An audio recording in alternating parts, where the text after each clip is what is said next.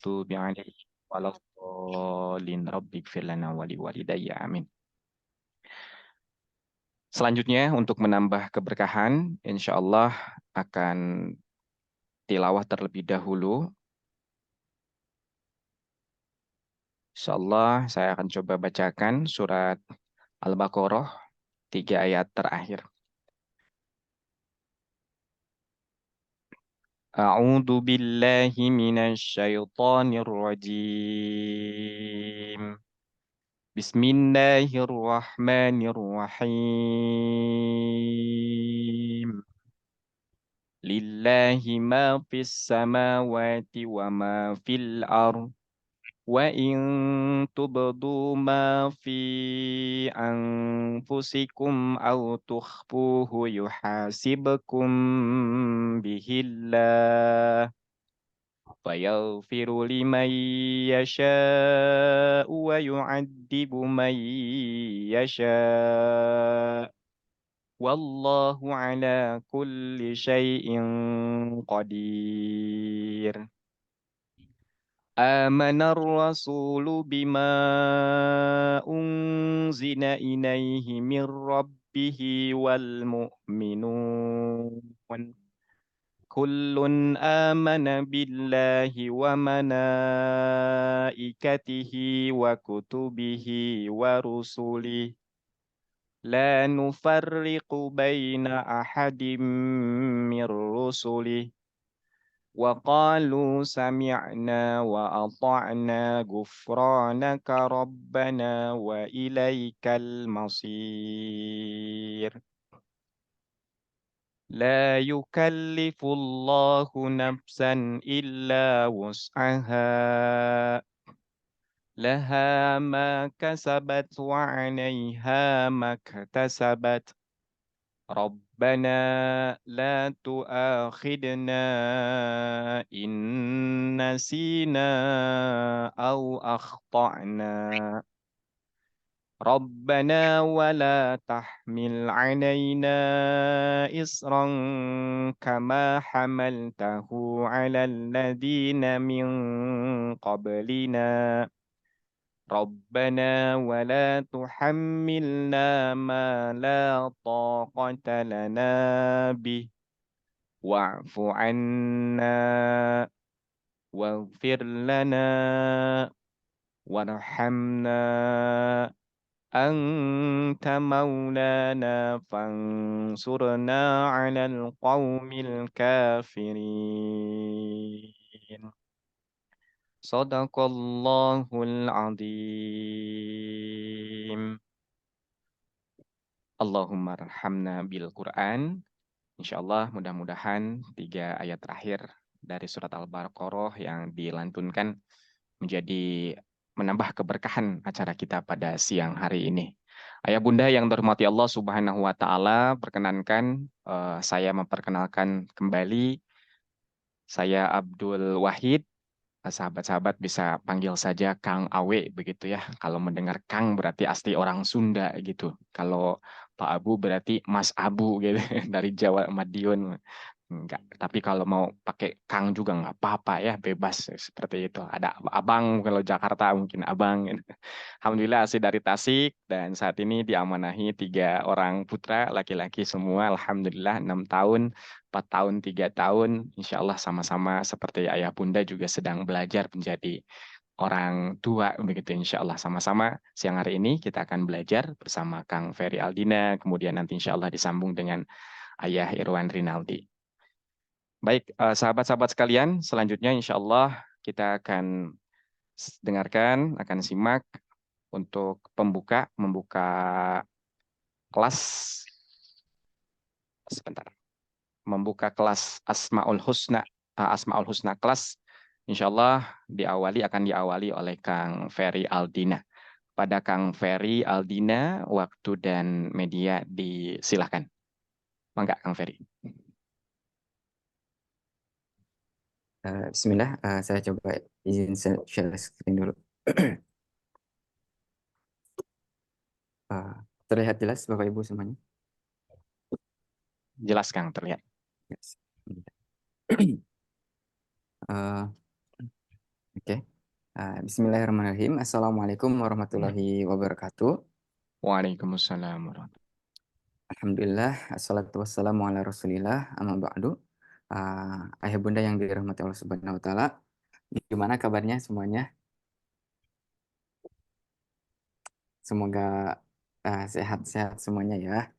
Insya Allah dari hari ini adalah start kita, memulai dari Asmaul Husna kelas. Nah, tema besar yang akan kita coba sharingkan, coba kita sama-sama belajar di hari ini yaitu mengenalkan Allah melalui permainan. Nah, izin untuk perkenalan diri ya, untuk dari saya sendiri. Uh, Nama saya Ferry Aldina. Kalau saya emang asalnya dari Bandung, asal lahirnya dari Tasikmalaya, jadi masih Sunda juga ya. Jadi dipanggilnya Kang Ferry juga gak apa-apa. Nah, kebetulan saya domisili sekarang di Zahran di Arab Saudi dan mungkin ini tahun kedua ya.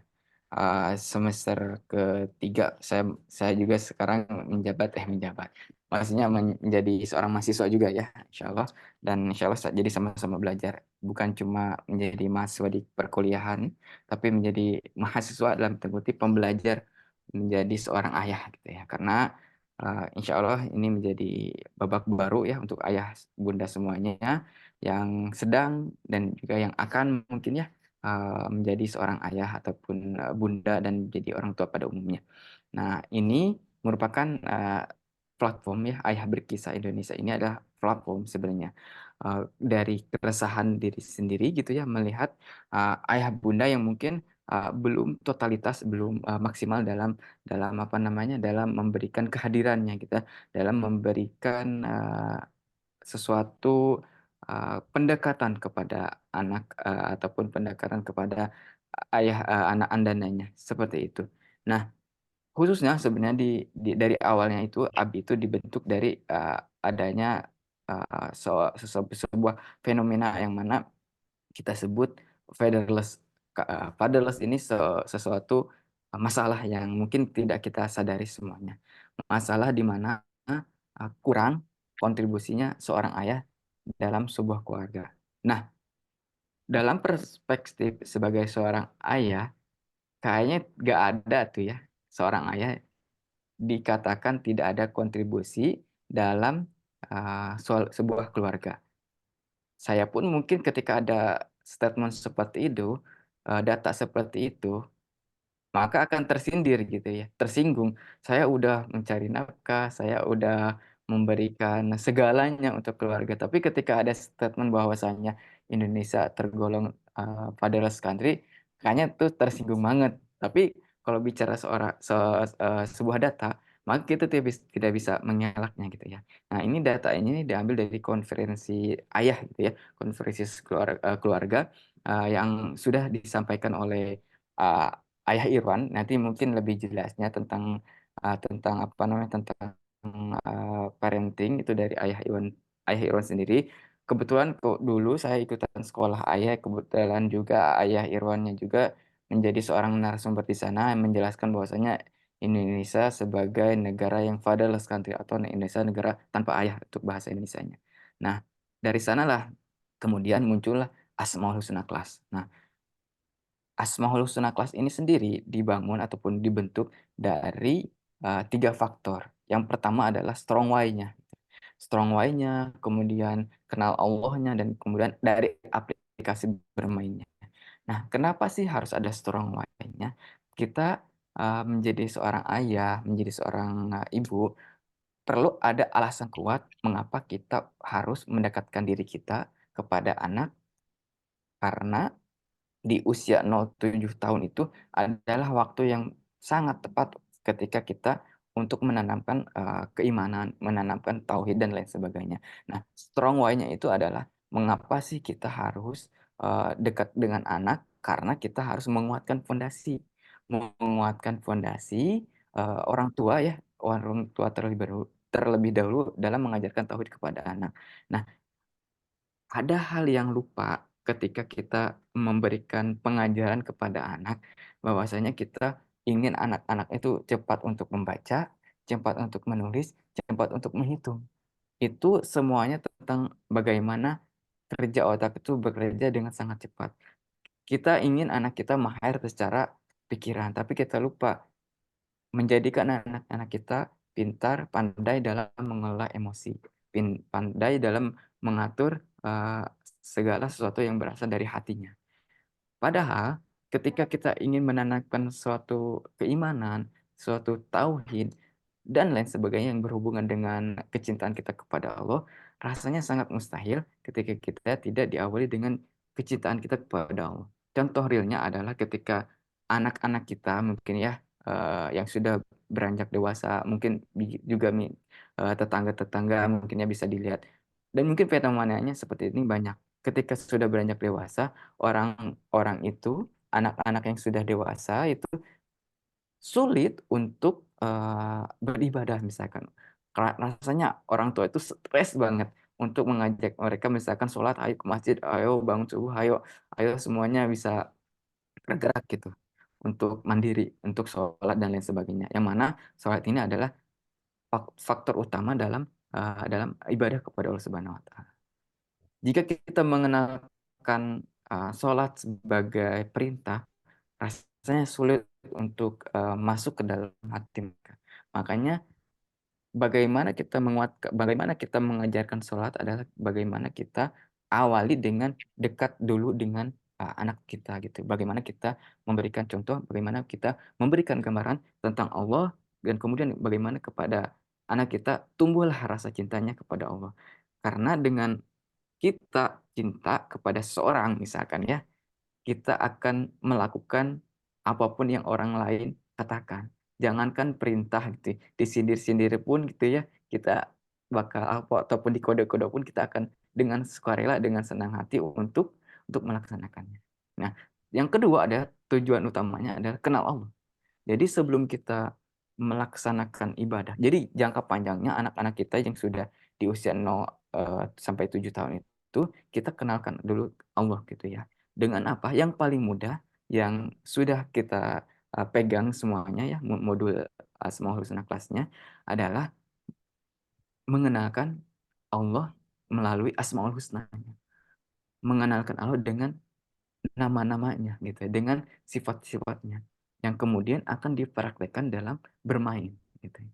Sebenarnya modul yang ayah bunda pegang ini adalah modul yang bisa dimodifikasikan, modul yang bisa dipraktekkan semuanya gitu ya. Bahkan untuk episode-episode yang lainnya itu bisa dibuat, permainan sendiri. Nah, ini menjadi dasar sendiri, dasar dari ayah bunda untuk bisa apa, untuk bisa meluas lagi bermainnya. Dan lebih dari itu, ayah bunda bisa mungkin ya nanti modul sendiri gitu ya, bisa modul sendiri dan bisa bermain sendiri dan lain sebagainya. Tapi yang paling utama adalah bagaimana dari bermain itu bisa mengenalkan Allah gitu. Nah, kemudian aplikasi bermain. Nah, back to, fatherless country tadi, rata-rata yang tidak mau atau yang belum mau atau belum terlihat kontribusi, dekat dengan anak-anaknya gitu ya, misalkan kita dari segi ayah dulu. Nah, teman-teman saya, kemudian, peserta-peserta kelas ABIS sebelumnya, ataupun dulu itu namanya kelas ABIS, sekarang Asmaul Husna kelas biar menjaring semua kalangan gitu ya. Nah, itu bukan tidak ada kontribusi bahkan ya, bahkan belum ada kontribusi bukan, tapi mereka itu belum ada ide untuk mendekatkan, dirinya secara, jiwa gitu ya, baik secara fisik dan jiwa untuk bermain dengan anak-anaknya, itu karena belum ada ide untuk bermainnya. Nah, di sinilah, ayah bunda semuanya yang sudah pegang modul ini menjadi modal utama untuk, bermain gitu ya. Ada ide, kemudian ada beberapa dialog imannya, nah bisa kita praktekkan. Nah, itu menjadi sesuatu yang apa namanya, yang bisa jadi bekal utama kita sebagai orang tua dalam upaya mendekatkan, anak ataupun mengenalkan anak kepada Allah Subhanahu wa taala, gitu ya. Nah, ini powerful banget dan mungkin banyak ter ter ter yang sudah, apa namanya, terbukti gitu ya, bahkan anak-anak itu gerak hatinya, "Mah," gitu, "Pah," gitu ya, "saya pengen sholat nih," gitu ya, "saya pengen ini dong, main ini lagi dong, pengen pengen kenal Allah Ar-Rahman lagi." Terus pengen keluar lagi, outbound lagi dan lain sebagainya. Nah, itu dimulai dari modul itu. Nah, alhamdulillah gitu Allah menggerakkan hatinya untuk ayah bunda semuanya bisa mengikuti Asmaul Husna Class. Dan yang paling utamanya, semua metode parenting yang kita kita miliki gitu ya, semua metode ataupun ilmu yang sudah kita dapat, itu tidak akan berhasil kecuali kita sudah praktekkan. Nah, dalam pelaksanaannya, kita ada 80% praktek, di mana menggunakan modul ini, kemudian 20%-nya adalah, kita menge-charge diri. Charge-nya itu melalui apa? Melalui kajian-kajian parenting, yang insya Allah ada. Yang pertama adalah Ayah Irwan, beliau adalah pakar parenting, keayahan, dan bisa, masya Allah ya, kita bisa ambil, insight dan juga bisa mentadaburi dan bisa mendapatkan pelajaran yang sangat berharga nanti bersama beliau.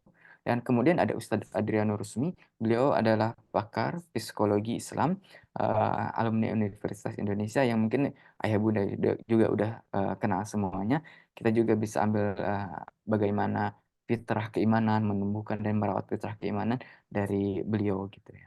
Saya mungkin tidak akan panjang lebar, saya akan menjelaskan saja bagaimana modul itu bisa diaplikasikan oleh ayah bunda semuanya. Nah nah ini mungkin dari tujuan bermain Asmaul Husna itu, jadi bukan cuma ayah, tapi bunda dan juga ananda juga bisa bermain bersama. Karena kalau kalau tanggung jawab itu dipikul oleh ayah saja, berat gitu ya. Kalaupun dipikul sama bunda saja, berat.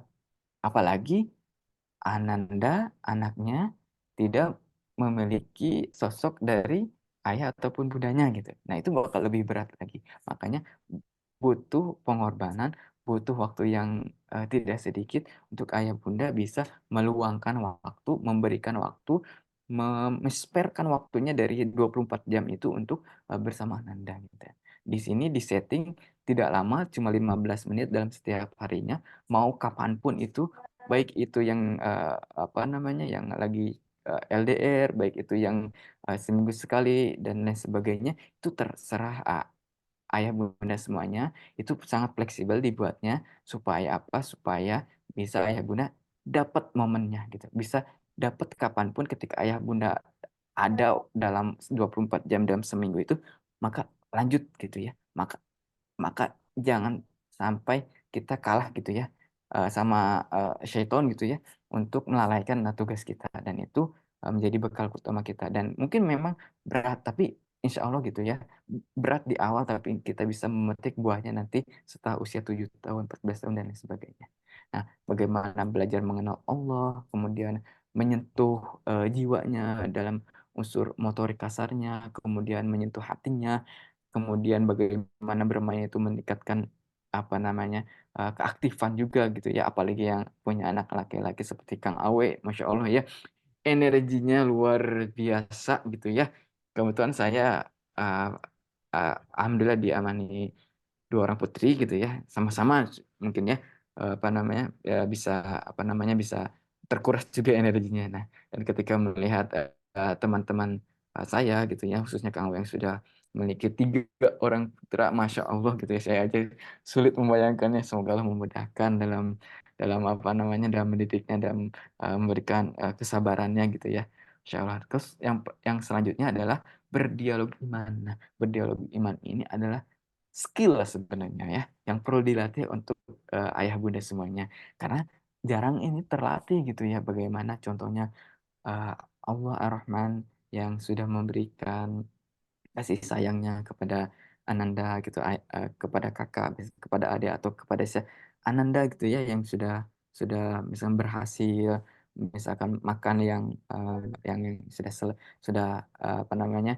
tidak berantakan, misalkan seperti itu, atau hal lain sebagainya. Dan ini ada contohnya dan perlu dipraktekkan dan juga nanti perlu dimodifikasi lagi gitu, karena tidak cukup dengan modul saja, nanti benar-benar improvisasinya dalam kesehariannya gitu, karena nyatanya anak-anak itu pengennya mainnya berulang lagi gitu, tidak cukup 15 menit tapi bahkan 30 menit, 1 jam dan sebagainya, itu tergantung anaknya, tapi yang paling utama 15 menit cukup gitu sebagai apa namanya, sebagai syarat, kita sudah melaksanakan sebagai syarat kita sudah memahami dari, apa namanya, dari, modul itu sendiri.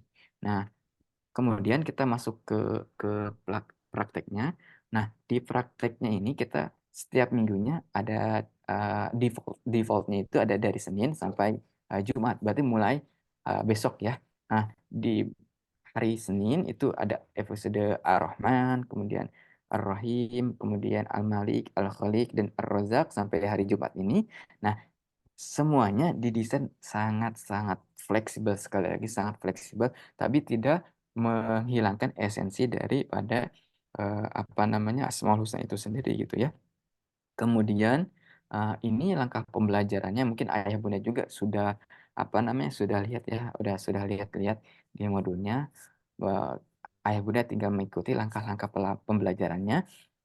Dari basmalah, kemudian, doa sebelum belajar dilakukan oleh ayah bunda semuanya. Mungkin ini contoh saya yang, mempraktikkan ke apa namanya, ke keluarga saya sendiri gitu ya.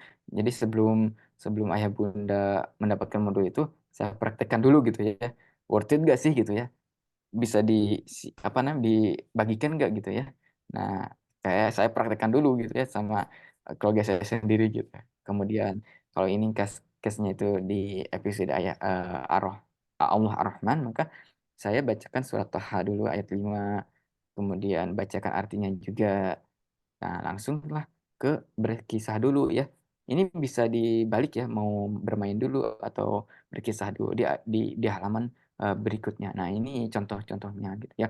Ini improvisasi gitu ya, ayah bunda bisa bisa apa namanya, bisa ngobrol gitu bebas kepada, anandanya gitu ya, bisa dilihat ini gambar apa, kemudian, ceritakan bagaimana kucing ini menyayangi, mengasihi ibunya, apaan, anak-anak kucing ini mengasihi atau dikasihi, disayangi sama ibunya.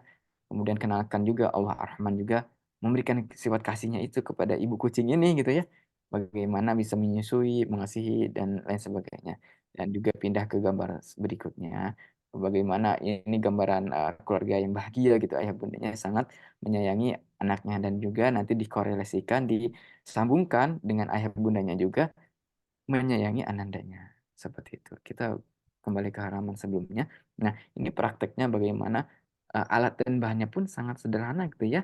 Nah, bagaimana menyediakan alatnya cuma, eee, bantal guling, bisa diganti dengan boneka, bisa diganti dengan mainan kesukaannya, kemudian bagaimana ayah bunda memanggil, kemudian ya sebelumnya ditutup dulu matanya, kemudian berdiri di samping, kursi itu ataupun boneka ataupun, bantal gulingnya, lanjutlah dipanggil dengan, panggilan sayangnya, kemudian setelah sampai tujuan, itu bisa dipraktikkan ataupun bisa dipeluk, kemudian, eee berikan lagi juga, kata-kata sayangnya kepada Ananda selama berpelukan itu gitu ya. Bagaimana ayah bunda misalkan sangat menyayanginya gitu, "Alhamdulillah Nak, alhamdulillah Allah berikan kasih sayangnya kepada kamu Nak," gitu.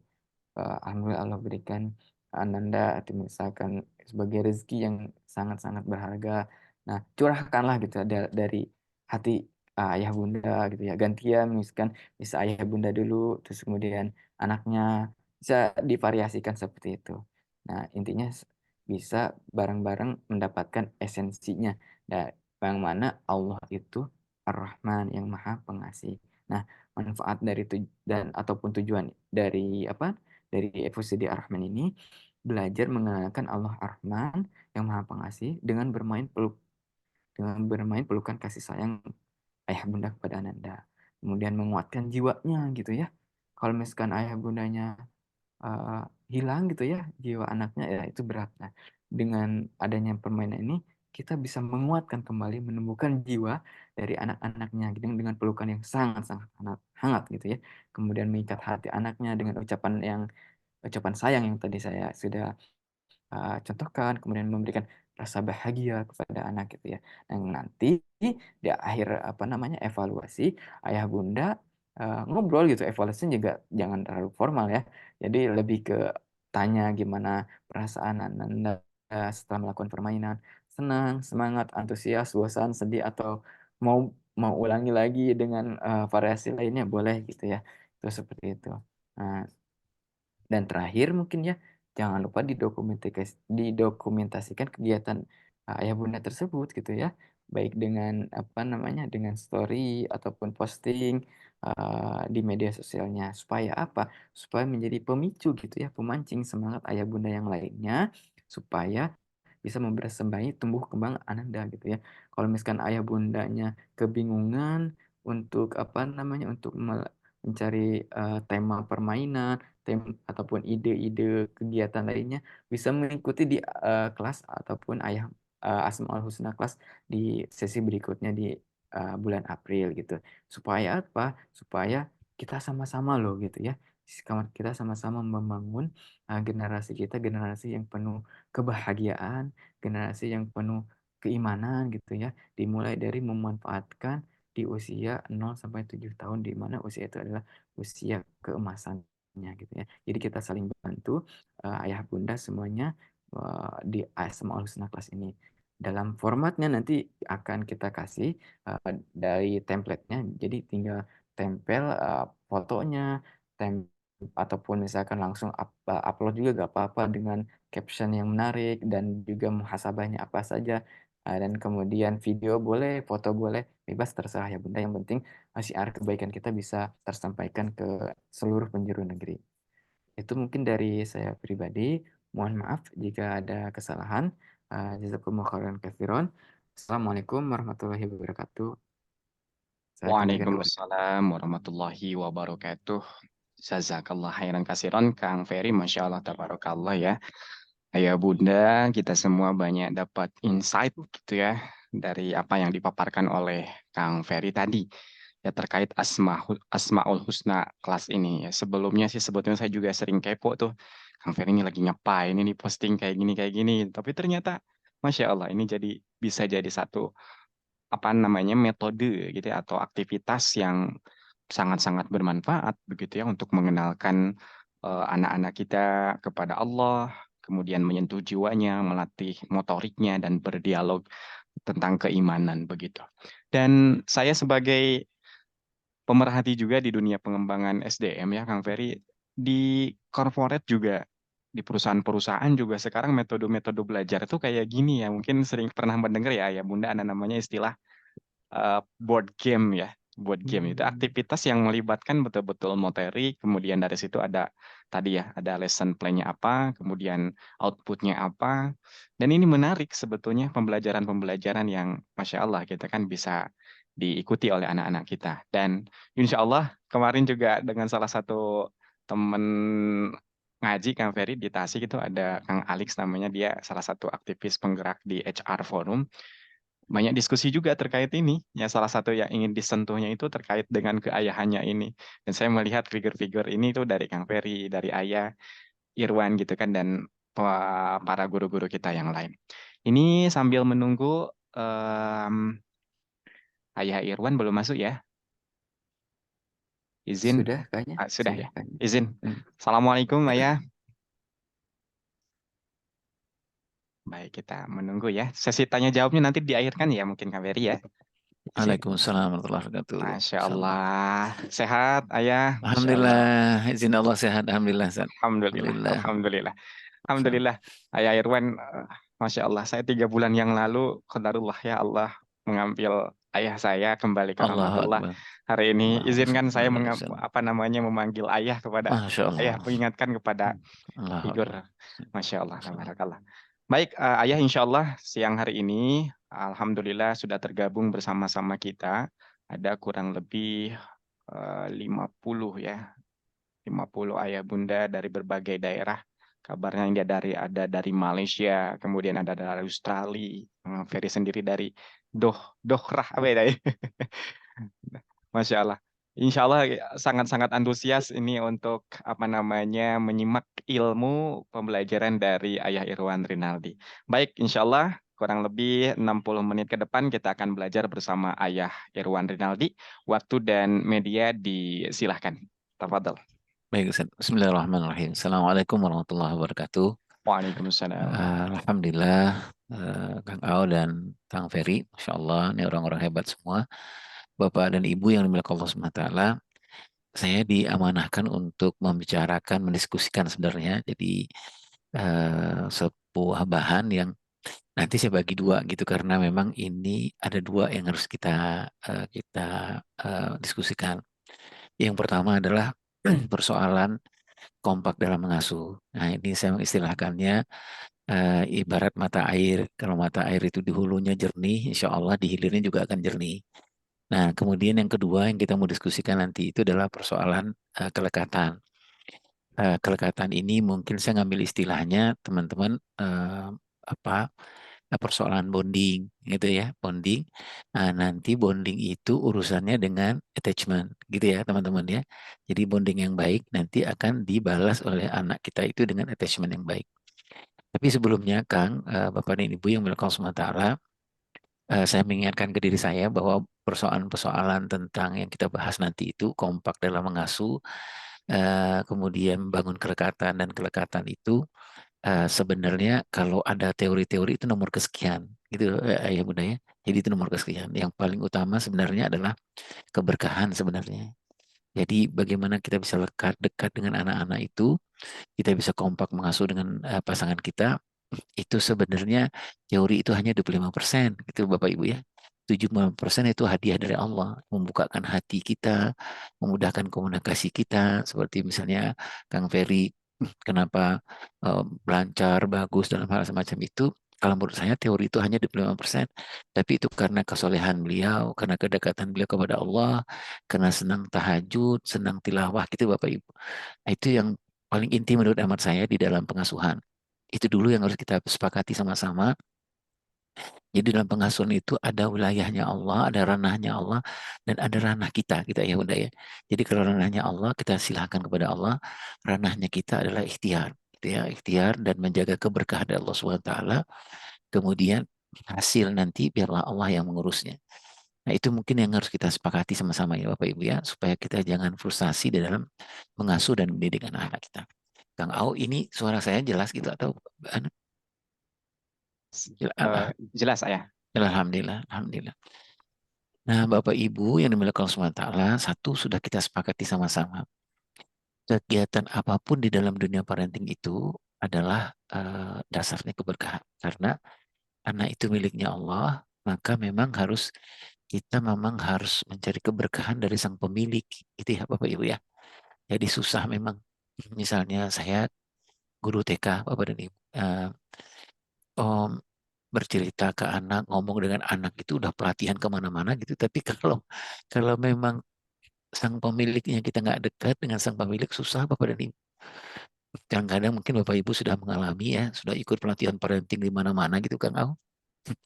Tapi kenapa gitu ngomong dengan pasangan susah? Kenapa ngomong dengan anak-anak susah gitu? Karena tadi itu ya. Jadi basic kita sudah sama insya Allah. Nah, saya izin untuk mendiskusikan bahan yang sangat sederhana sekali, Kang Au, yang mudah-mudahan kita bisa nggak terlalu lama gitu, kita bisa diskusikan ini bahan ini. Eh, udah, nah,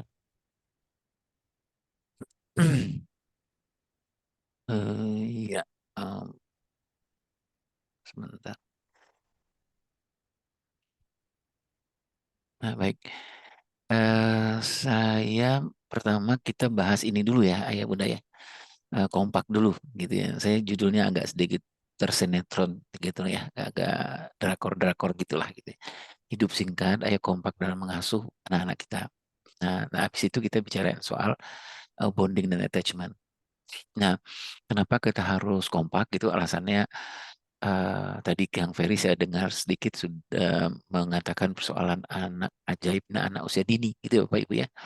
Jadi memang kalau kita nggak kompak di usia-usia terbaik pengasuhan, nanti lewat sudah masa-masanya. Nah, kata para ahli, para ulama itu, masa terbaik dalam pengasuhan itu, dalam tumbuh kembang itu ada di umur sekitar 0 sampai 15 tahun. Gitu ya Bunda ya, 0 sampai 15 ya 18, 19 lah gitu. Itu masa yang sangat terbaik dalam tumbuh kembang. Gitu ya. Bayangkan kalau di masa terbaik yang Allah berikan itu, kita antara suami istri nggak kompak gitu. Nah, gimana tuh ayah dan bunda? Jadi agak susah ya, Allah memberikan yang terbaik sementara kita nggak memberikan yang terbaik. Nah ini alasan kenapa kita harus kompak di dalam mengasuh anak kita. Yang kedua adalah masa terbaiknya di orang tua. Ketika kita punya anak 0 sampai 15 tahun, tenaga masih kuat gitu Kang Au. Tenaga, cara berpikir masih seger lah gitu ya. Kemudian olah rasa juga masih baik gitu. Jadi masa terbaik kita menjadi orang tua. Tapi kalau anak-anak yang sudah di atas 0,15 tahun ya bapak dan ibunya sudah juga sepuh gitu ya. Ketenaga sudah nggak itu banyak, tidak masih yang terbaik. Nah, yang ketiga alasannya adalah kenapa harus kompak itu dalam mengasuh karena intinya dalam pengasuhan itu parenting partnership. Itu intinya dalam mengasuh itu tidak sendiri yang jelas gitu ya. Ada masa-masa tahap perkembangan itu yang kita nggak bisa handle sendiri. Jadi kita memang harus berdua, kita bantu ada tahap di mana kita nggak bisa hanya berdua, tapi kita butuh orang sekampung gitu Kang Au. Gitu. Misalnya 0 sampai 2 tahun, ibu nanti ayah bantu di usia 2 sampai 7 tahun. Kemudian ayah terlibat sangat intens di umur 8 sampai 15 tahun misalnya. Kemudian di umur-umur selepas dari tamis itu kita minta bantuan lagi kepada pihak yang ke berikut yang ketiga yaitu sekolah. Kemudian kita minta bantuan kepada lingkungan misalnya untuk menjaga anak remaja kita. Jadi intinya mengasuh nggak bisa sendirilah gitu Bapak Ibu ya. Kalau saya mengistilahkan mengasuh itu penanggung jawabnya kita berdua tapi kita butuh bantuan orang sekampung lah gitu ya. Kemudian ayah ini urusan kalau kita nggak kompak. Nah, pernah mungkin ya ayah bunda mengalami hal semacam ini, kerjaan jadi kacau gitu karena berbeda dalam mengasuh gitu ya. Pernah gitu Bapak dan Ibu ya. Jadi eh, ini ada satu kisah gitu Kang Ferry di Microsoft di Amerika Serikat itu oleh Bill Gates itu dia pernah mengalami masa yang drop banget produk di Microsoft itu salah satu sebabnya adalah karyawan itu masuk jam 8 gitu. Tapi sampai jam 9 itu belum selesai. Apa nggak aktif, nggak efektif gitu jam 9 tuh masih oh, apalah ini anak gitu. Jadi nggak efektif bekerjanya. Kemudian Bill Gates itu melakukan survei gitu. Apa sebabnya kok jam 8, jam 9 juga belum aktif gitu. Padahal datangnya jam 8 gitu. Nah, rupanya persoalan karyawannya itu jam 8 sampai jam 9 itu bukan persoalan kantor, tapi persoalan di rumahnya belum selesai. Jadi pertengkaran belum selesai dibawa ke ini gitu ya. Kenapa bertengkar gitu? Kenapa kacau jadi kerjaannya? Karena pola mengasuhnya belum sepakat. Contohlah Bapak Ibu ya, saya yakin berhusnuzon Bapak Ibu nggak mengalami ini. Misalnya kita punya anak gitu ya, membangunkan anak di pagi hari aja, kita nggak pernah sama gitu ya udah ya. Antara si ayah dengan si ibu berbeda gitu. Itu saja, pola itu saja, itu pasti membuat pekerjaan kita kacau itu pagi-pagi hari. Ya, ibu bekerja apa, bapak kerja di kantor atau keluar di rumah masih ke bawah-bawah itu pagi hari bertengkar gitu. Kenapa bertengkar? Emang polanya nggak pernah sama gitu. Kenapa nggak pernah sama? Emang nggak kompak. Kenapa nggak kompak? Bisa jadi dia serumah tapi nggak sejiwa kayak dan lain-lain. Gitu. Kemudian pernah mungkin mengalami anak dalam mengasuh anak-anak tiba-tiba depresi, bukan tiba-tiba sih depresi gitu ya, kurang pede, memberontak, tidak menghormati guru dan lain-lain. Pernah kita nggak mengalami ini? Kalau saya pernah gitu Bapak Ibu ya. Gitu. Kemudian emosi yang tidak terkelola karena pasangan memaksakan pola asuhnya sendiri. Gitu. Pokoknya gini cara membangunkan anak, cara mengapresiasi anak seperti ini gitu. Nah, itu semua Bapak dan Ibu karena persoalan kita memang tidak kompak di dalam mengasuh anak-anak kita. Apa sebabnya tidak kompak itu? Ada dua hal. Eh, boleh ditambahkan. Yang pertama, pengaruh pola asuh masa lalu.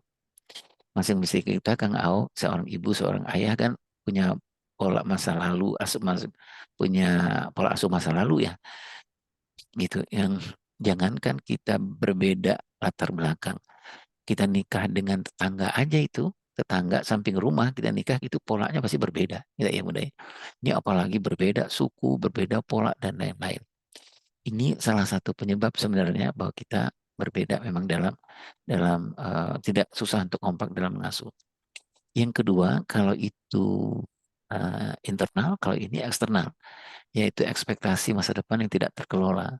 Jadi ini berkaitan dengan uh, time of reference yang diberikan ke saya. Uh, kenapa nggak kompak mengasuh? Karena bisa jadi kenapa ekspektasi masa depan tidak terkelola? Bisa jadi di rumah tangga kita dua hal Kita nggak punya gitu Bapak dan Ibu. Satu, roadmap pernikahan. Jadi kita nggak punya gitu Kang Au, target-target pernikahan, tujuan pernikahan apa, tahap 5 tahun pernikahan kita apa yang harus kita lakukan, 10 tahun pernikahan apa yang kita lakukan. Jadi ekspektasi itu menjadi liar gitu, tidak terkontrol gitu, tidak terkelola. Yang kedua bisa jadi roadmap pengasuhan kita nggak punya Bapak dan Ibu. Jadi mendidik anak laki-laki seperti apa, mendidik anak perempuan seperti apa. Jadi kita apa ya?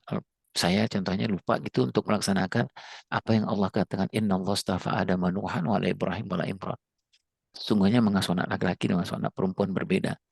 Nanti turunannya banyak Bapak Ibu. Sungguhnya bercerita kepada anak laki-laki pasti berbeda cerita dengan anak perempuan. Gitu ya Bapak Ibu ya. Nah, ekspektasi ini yang kita nggak terkontrol, yang si ibu ekspektasinya apa, si ayah ekspektasinya apa, sekolah ekspektasinya apa, kemudian rumah ekspektasinya apa, gitu. Sehingga memang tidak hanya kompak mengasuh dalam rumah tangga, tapi juga tidak kompak mengasuh dengan pihak luar. Apa dampak tidak kompak dalam mengasuh? Satu, gagal jadikan pernikahan proyek harmonisasi di tengah perbedaan. Menikah itu kan memang indahnya menikah itu masuk surganya kita kan karena kita bisa menikmati menjalankan proyek harmonisasi ya Bapak Ibu ya karena kita berbeda kan ya gitu ya.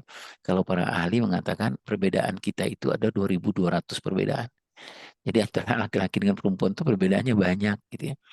Jadi ibu susah untuk mengatakan mungkin menurut saya jangan lagi mengatakan suami Kang, kapan kita mau sama gitu ya? Nggak pernah sama memang kita, gitu ya. Kalau sama nanti penyimpangan seksual. Jadi kita memang indahnya gitu. Kalau kita kompak itu berarti kita bisa menjadikan sebuah proyek harmonisasi yang besar gitu, yang panjang 25 tahun, 20 tahun di tengah perbedaan yang luar biasa banyaknya.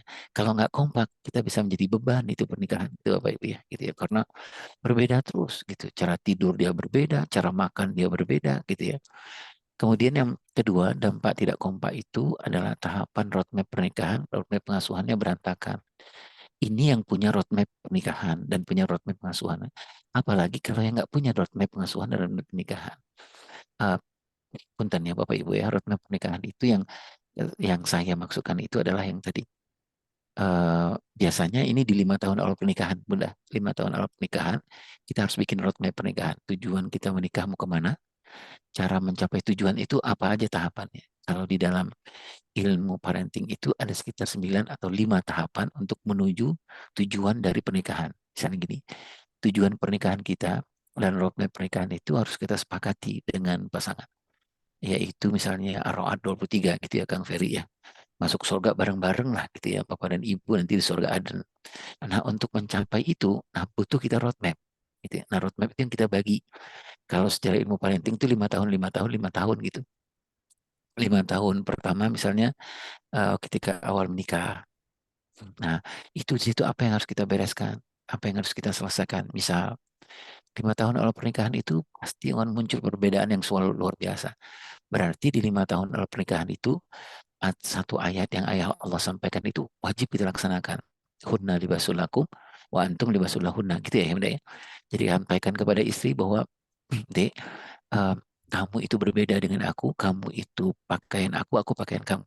Kamu menutup aibku, aku menutup aib. Dan itu kita laksanakan, Kang Au itu sekitar 5 tahunan. Di 5 tahun itu kita kalau ada perbedaan si suami orangnya sumbu kompornya gampang meleduk gitu misalnya gitu ya, itu harus kita si istri bilang, Akang, aku ini penutup aibmu yang itu. Nah, boleh nggak izinkan aku untuk mengingatkan kamu kalau kamu misalnya lagi marah, emosi, tarik nafas, misalnya gitu Bapak Ibu ya. Gitu.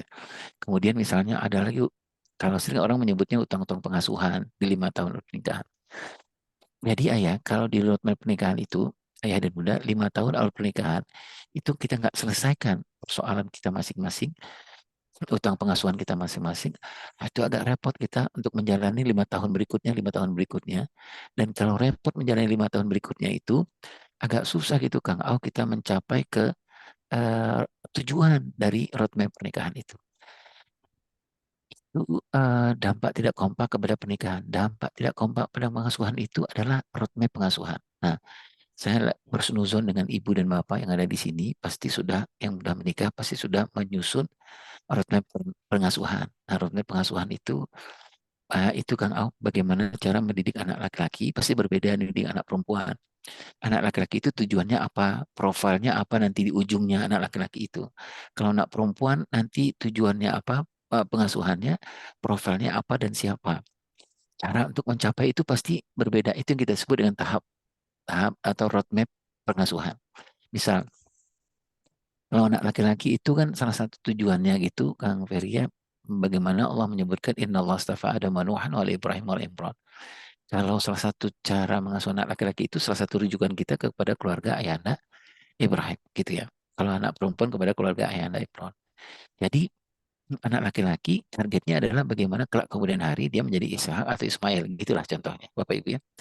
Nah cara untuk mencapai dia menjadi Ishak dan Ismail itu kita bagilah 0 sampai 7 tahun apa yang harus kita lakukan kepada anak laki-laki supaya dia kelak kemudian jadi Ismail dan Ishak.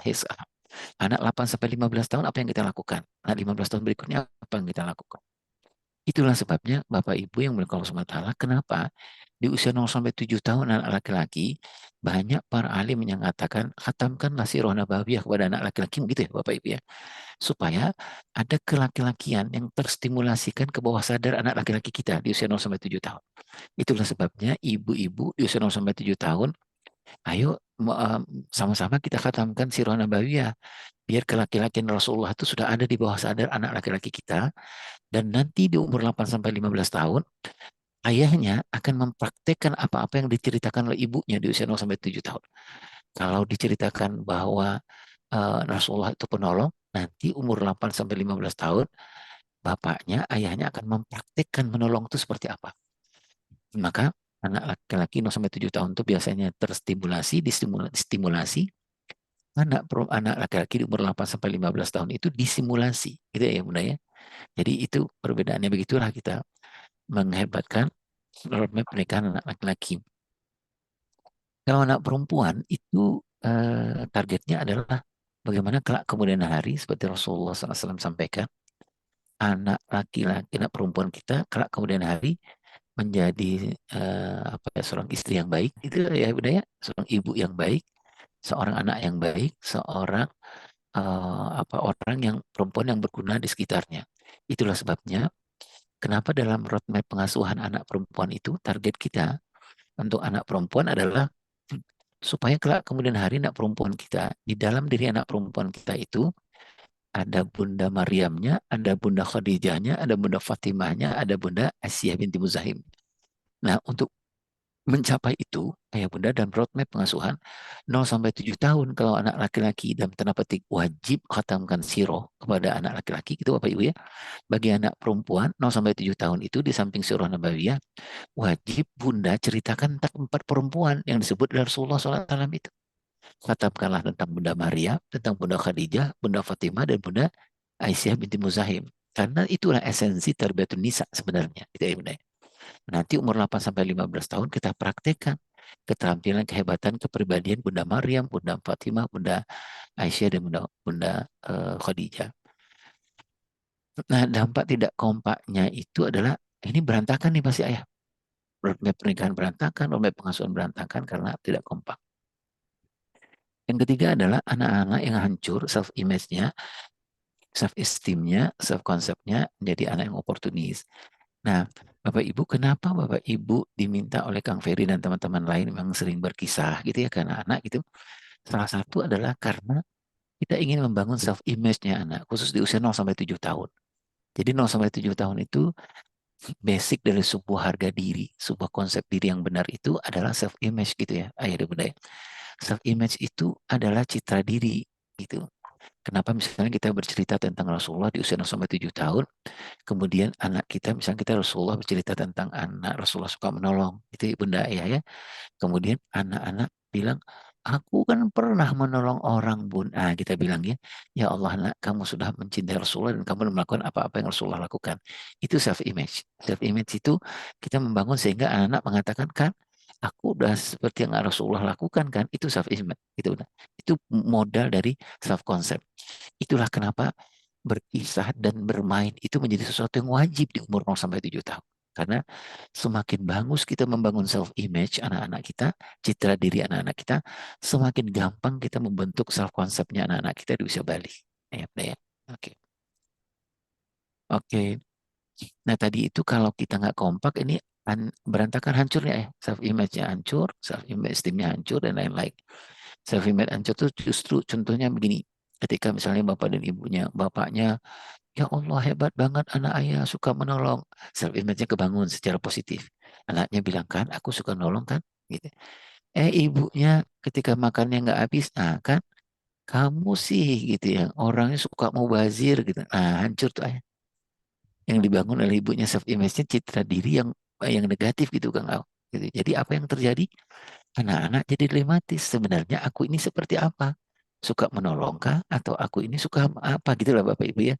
Kalau self image hancur, nah itu berikutnya self esteem akan hancur dan self concept juga akan hancur. Nah, ya. Jadi kalau begitu apa yang harus kita lakukan? Satu, perbaiki hubungan spiritual. Tadi saya sudah sampaikan Bapak Ibu ya, ini menjadi sangat penting karena keberkahan dari Allah yang paling utama itu keberkahan. Parenting itu kalau menurut saya ayah dan bunda adalah keberkahan. Bapak Ibu kita dahulu tukang Au, Kang Ferry kan nggak pernah ikut seminar parenting gitu ya. Nggak pernah ikut apa gitu, boro-boro dapat e-course gitu Bapak Ibu ya gitu ya. Tetapi kenapa? Alhamdulillah ya Bapak Ibu ya sampai sekarang kalau kita dalam keadaan mentok itu pernikahan pengasuhan itu yang kita ingat tuh kata-kata ibu dahulu, bukan kata motivator gitu ya Bapak Ibu, bukan kata dosen kita di mana gitu, itu kita udah lupa. Tetapi kenapa ibu kita yang sangat sederhana, yang tidak makan sekolahan, ibu kita yang miskin, itu kita masih ingat sampai sekarang. Udah ya. Nah kalau saya mengatakan itu keberkahan ayah dok. Gitu. Banyak sekali anak-anak yang tumbuh dari orang tua yang mungkin yang kurang beruntung gitu Bapak dan Ibu ya. Tapi dia melejitnya luar biasa. Banyak juga anak-anak yang tumbuh dari seorang single father atau single mother gitu ya. Tapi luar biasa pertumbuhannya gitu. Kenapa? Kalau saya bilangnya keberkahan. Nah, berarti persoalan kompak dan tidak kompak ini satu yang harus kita lakukan adalah memperbaiki hubungan spiritual kita pada Allah SWT. Kalau ibu dan ayah misalnya kemarin itu bacaan tilawahnya sehari setengah setengah halaman gitu Kang Au. Sekarang kita paksakan deh tambah satu halaman. Kalau kemarin itu suami istri kita mulainya sepekan sekali gitu ya, ditambahlah 2 kali, 3 kali. Kenapa? Karena kita ingin dalam tanda petik untuk meraih keberkahan ini karena keberkahan itu esensi dari parenting itu ya, Pak. Gitu. Esensi dari pengasuhan pada anak-anak kita. Kalau suami misalnya kemarin sholatnya susah, baca Al-Qurannya susah gitu. Nah ibu, kita bilang sama suami, ayo ayah kita perbaiki yuk gitu ya. Karena agak susah memang untuk mengurus amanahnya Allah ini tanpa kita memperbaiki hubungan dengan sang pemberi amanah. Yang kedua, kuatkan penerimaan. Nah ini penerimaan maksudnya itu penerimaan ibu kepada ayah, ayah kepada ibu, istri kepada suami, suami kepada istri. Jadi kalau istilahnya Kang Ferry itu adalah acceptance gitu ya. Jadi supaya kita kompak mengasuh itu pertama sebenarnya adalah bukan kita pelatihan kemana-mana bukan, tapi yang pertama itu ada dalam diri kita. Seberapa besar penerimaan kita terhadap pasangan kita itu yang apa intinya gitu Bapak Ibu ya setelah dari keberkahan. Jadi mari kita terima pasangan kita ini sebagai sebuah paket lengkap ilahi dengan semua kekurangan dan kelebihannya. Kita terima bahwa ini adalah seorang ayah mengatakan bahwa ini adalah perempuan yang terbaik yang Allah kirimkan buat aku, menemani aku. Ini adalah pakaian yang terbaik yang Allah pilihkan. Si ibu, si istri juga mengatakan, ayah adalah laki-laki yang terbaik yang Allah kirimkan kepada aku untuk menutup aib. Semua kelemahan kelebihan ayah itu adalah paket lengkap ilahi. Sama seperti siapa ya, Kang? Bunda Aisyah binti Muzahim, istrinya Fir'aun. Banyak mungkin orang bertanya gitu, kenapa kamu nggak berpisah suamimu Fir'aun gitu, Mbak Iba. Bukan Fir'aun, Fir'aun gitu. Gitu. Tapi Bunda Aisyah alasannya adalah karena memang ini paket lengkap dari Allah gitu. Buat itu bisa jadi istilahnya kalau kita nih Bapak Ibu, kenapa kamu nggak bercerai? Gitu karena bisa jadi kata seorang istri, aku sholatku nggak terlalu benar, ibadahku nggak terlalu benar, infakku nggak terlalu benar. Tapi jangan-jangan aku masuk surga karena Allah mengirim laki-laki ini pada aku. Gitulah Bapak Ibu ya. Jadi kita terima nih, acceptance, kita terima paket lengkap. Tanpa bisa menerima Bapak dan Ibu, susah kita untuk bisa kompak. Ya. Nah yang menerima paket lengkap itu 5 paket lengkapnya. Ya Bapak Ibu. Yang pertama tak ada, tak apa-apa, tak sempurna. Gitu ya. Jadi kalau misalnya tadi saya mengatakan bahwa jangan kita menuntut banyak itu karena kita berbeda memang. Ada 2.200 perbedaan di antara kita. Pekerjaan kita masuk surga itu adalah ketika kita tetap berusaha untuk harmonis di tengah 2.200 perbedaan ini. Kita datang dari pola asuh yang berbeda. Itu adalah acceptance gitu Bapak Ibu ya. Jadi saya sampaikan orang yang nikah dan tetangga aja itu polanya berbeda gitu Bapak Ibu ya. Apalagi menikah dengan beda suku, beda apa yang lain. Kemudian yang ketiga, untuk menerima ini, acceptance ini, akui, kenali utang pengasuhan diri dan bayar. Utang pengasuhan itu Bapak dan Ibu, sederhananya adalah kepribadian kita sekarang ini yang tidak terlalu pas itu karena persoalan pengasuhan kita di umur-umur sekitar 0-15 tahun, 0 sampai 18 tahun. Kita orang yang suka meledak, itu Bapak Ibu yang suka marah, suka emosional. Itu karena persoalan, salah satunya adalah karena persoalan kita di umur 0-15 tahun. Kita sebagai seorang laki-laki misalnya tidak bertanggung jawab, itu salah satu sebabnya adalah karena ada utang pengasuhan yang belum selesai kita bayar. Nah, kalau kita ini seorang suami, berarti memang harus akui ke apa utang pengasuhan kita dan bayar. Kemudian yang keempat, akui juga kenali utang pengasuhan pasangan dan bantu bayar. Kalau kita punya utang pengasuhan, kita bayar gitu Bapak Ibu ya. Kalau istri atau pasangan punya utang pengasuhan, bantu dia untuk bayar. Yang tadi saya sebutkan hunna libasul lakum, antum libasul lahunna itu. Kemudian yang kelima, yang terakhir adalah kembali kepada fitrah. Kembali kepada fitrah itu contohnya apa ya ayah dan bunda ya. Kalau fitrahnya ibu itu kan tender love ya. Gitu. Kalau fitrahnya ayah itu tough love. Jadi jangan ketukar-tukar gitu biar kita bisa kompak di dalam mengasuh. Kemudian setelah kita lakukan yang tadi, acceptance tadi ayah dan bunda, yang kedua supaya penerimaannya bagus, nah saya mengusulkan lakukanlah program ini. Satu, tingkatkan al-faham. Nah, ada kata seorang ulama dari Mesir, Hasan al-Banna namanya, supaya kamu lebih mencintai pasangan kamu itu, satu hal adalah yang perlu kamu tingkatkan itu, kata ulama itu adalah al-faham, kefahaman kita terhadap pasangan kita. Sesungguhnya di balik kelemahan dia itu ada kelebihan yang Allah ciptakan. Itu Bapak Ibu ya. Gitu. Setiap hari pasti ada perbedaan terus gitu. Tapi yakinlah ayah dan bunda di balik perbedaan itu ada hal yang simpan oleh Allah yang terbaik buat kita. Jadi setelah kita tadi yang pertama ayah dan bunda acceptance yang pertama itu, setelah kita menerima ini paket lengkap dari Allah atau apa-apa gitu, nah lakukan ini. Tingkatkan al-fahmu, kemudian tukar kisah masih masa kecil. Ini penting ya. Kecuali yang aib-aib ya Bapak Ibu ya. Jadi kita pasangan gitu, kita perlu cerita di dalam rangka apa sebenarnya? Dalam rangka kita menyampaikan kepada pasangan kita bahwa masa kecilku begini, ya, black box ngasuhanku seperti ini, gitu ya kita kecil. Aku dulu ya dek, gitu ya Bapak Ibu ya. Dulu aku pernah dalam hidupku, aku dalam masa yang sangat sulit sekali. Aku dengan saudara-saudaraku itu nggak pernah makan hampir 3 hari 4 hari gitu ya. Jadi kita cerita itu supaya ada pemahaman gitu Kang Au, supaya istrinya bilang, oh pantesan ayah kalau makannya itu ya agak sedikit bersemangat gitu karena masa kecilnya memang susah makannya gitu Bapak Ibu ya. Nah itu yang kita sebut dengan kita alfahmu kita bertambah. Ayah ibu ini sering-sering aja ya Bapak tukar kisah masa kecil ini menarik ini. Tapi kalau menurut teman saya di dua aja Kang Au, titik tersulit dan titik tersukses gitu ya. Ini kita bisa melihat pola, oh masa lalu teman kita, ayah, apa pasangan kita, oh ternyata dia pernah sukses loh gitu. Atau jangan-jangan ketika kita cerita dalam hidup kita, suami cerita sama istri gitu Kang Au, ternyata nggak pernah ada cerita tentang titik tersukses. Jadi istri jadi paham, oh kenapa ayah susah berubah, kenapa suami saya susah berubah, kenapa suami saya itu orangnya negatif gitu. Karena memang sepanjang hidupnya itu dia berpindah dari titik tersulit, titik tersulit, titik tersulit gitu Bapak Ibu ya. Ini memudahkan kita untuk memahami pasangan kita dan menerima pasangan kita. Oh, ternyata pasangan kita ini titik tersuksesnya itu sering banyak gitu Kang Au gitu ya. Dia nggak pernah mengalami titik tersulit. Oh, kita jadi paham. Itu sebabnya kenapa pasangan kita ini empatinya kurang, gitu Bapak Ibu ya. Karena dia sukses terus, gitu ya. Kalau dia pengen makan, ada makan, gitu ya. Dia pengen apa, ada, gitu ya. Sehingga ketika kita berpasangan, nyambung. Itu kenapa nggak nyambung? Gitu ya. Karena memang dia nggak pernah mengalami itu. Nah, ya. Jadi al-fahmu ditukar kisah masa kecil, ya. Dua, Bapak Ibu, titik tersulit, titik tersukses.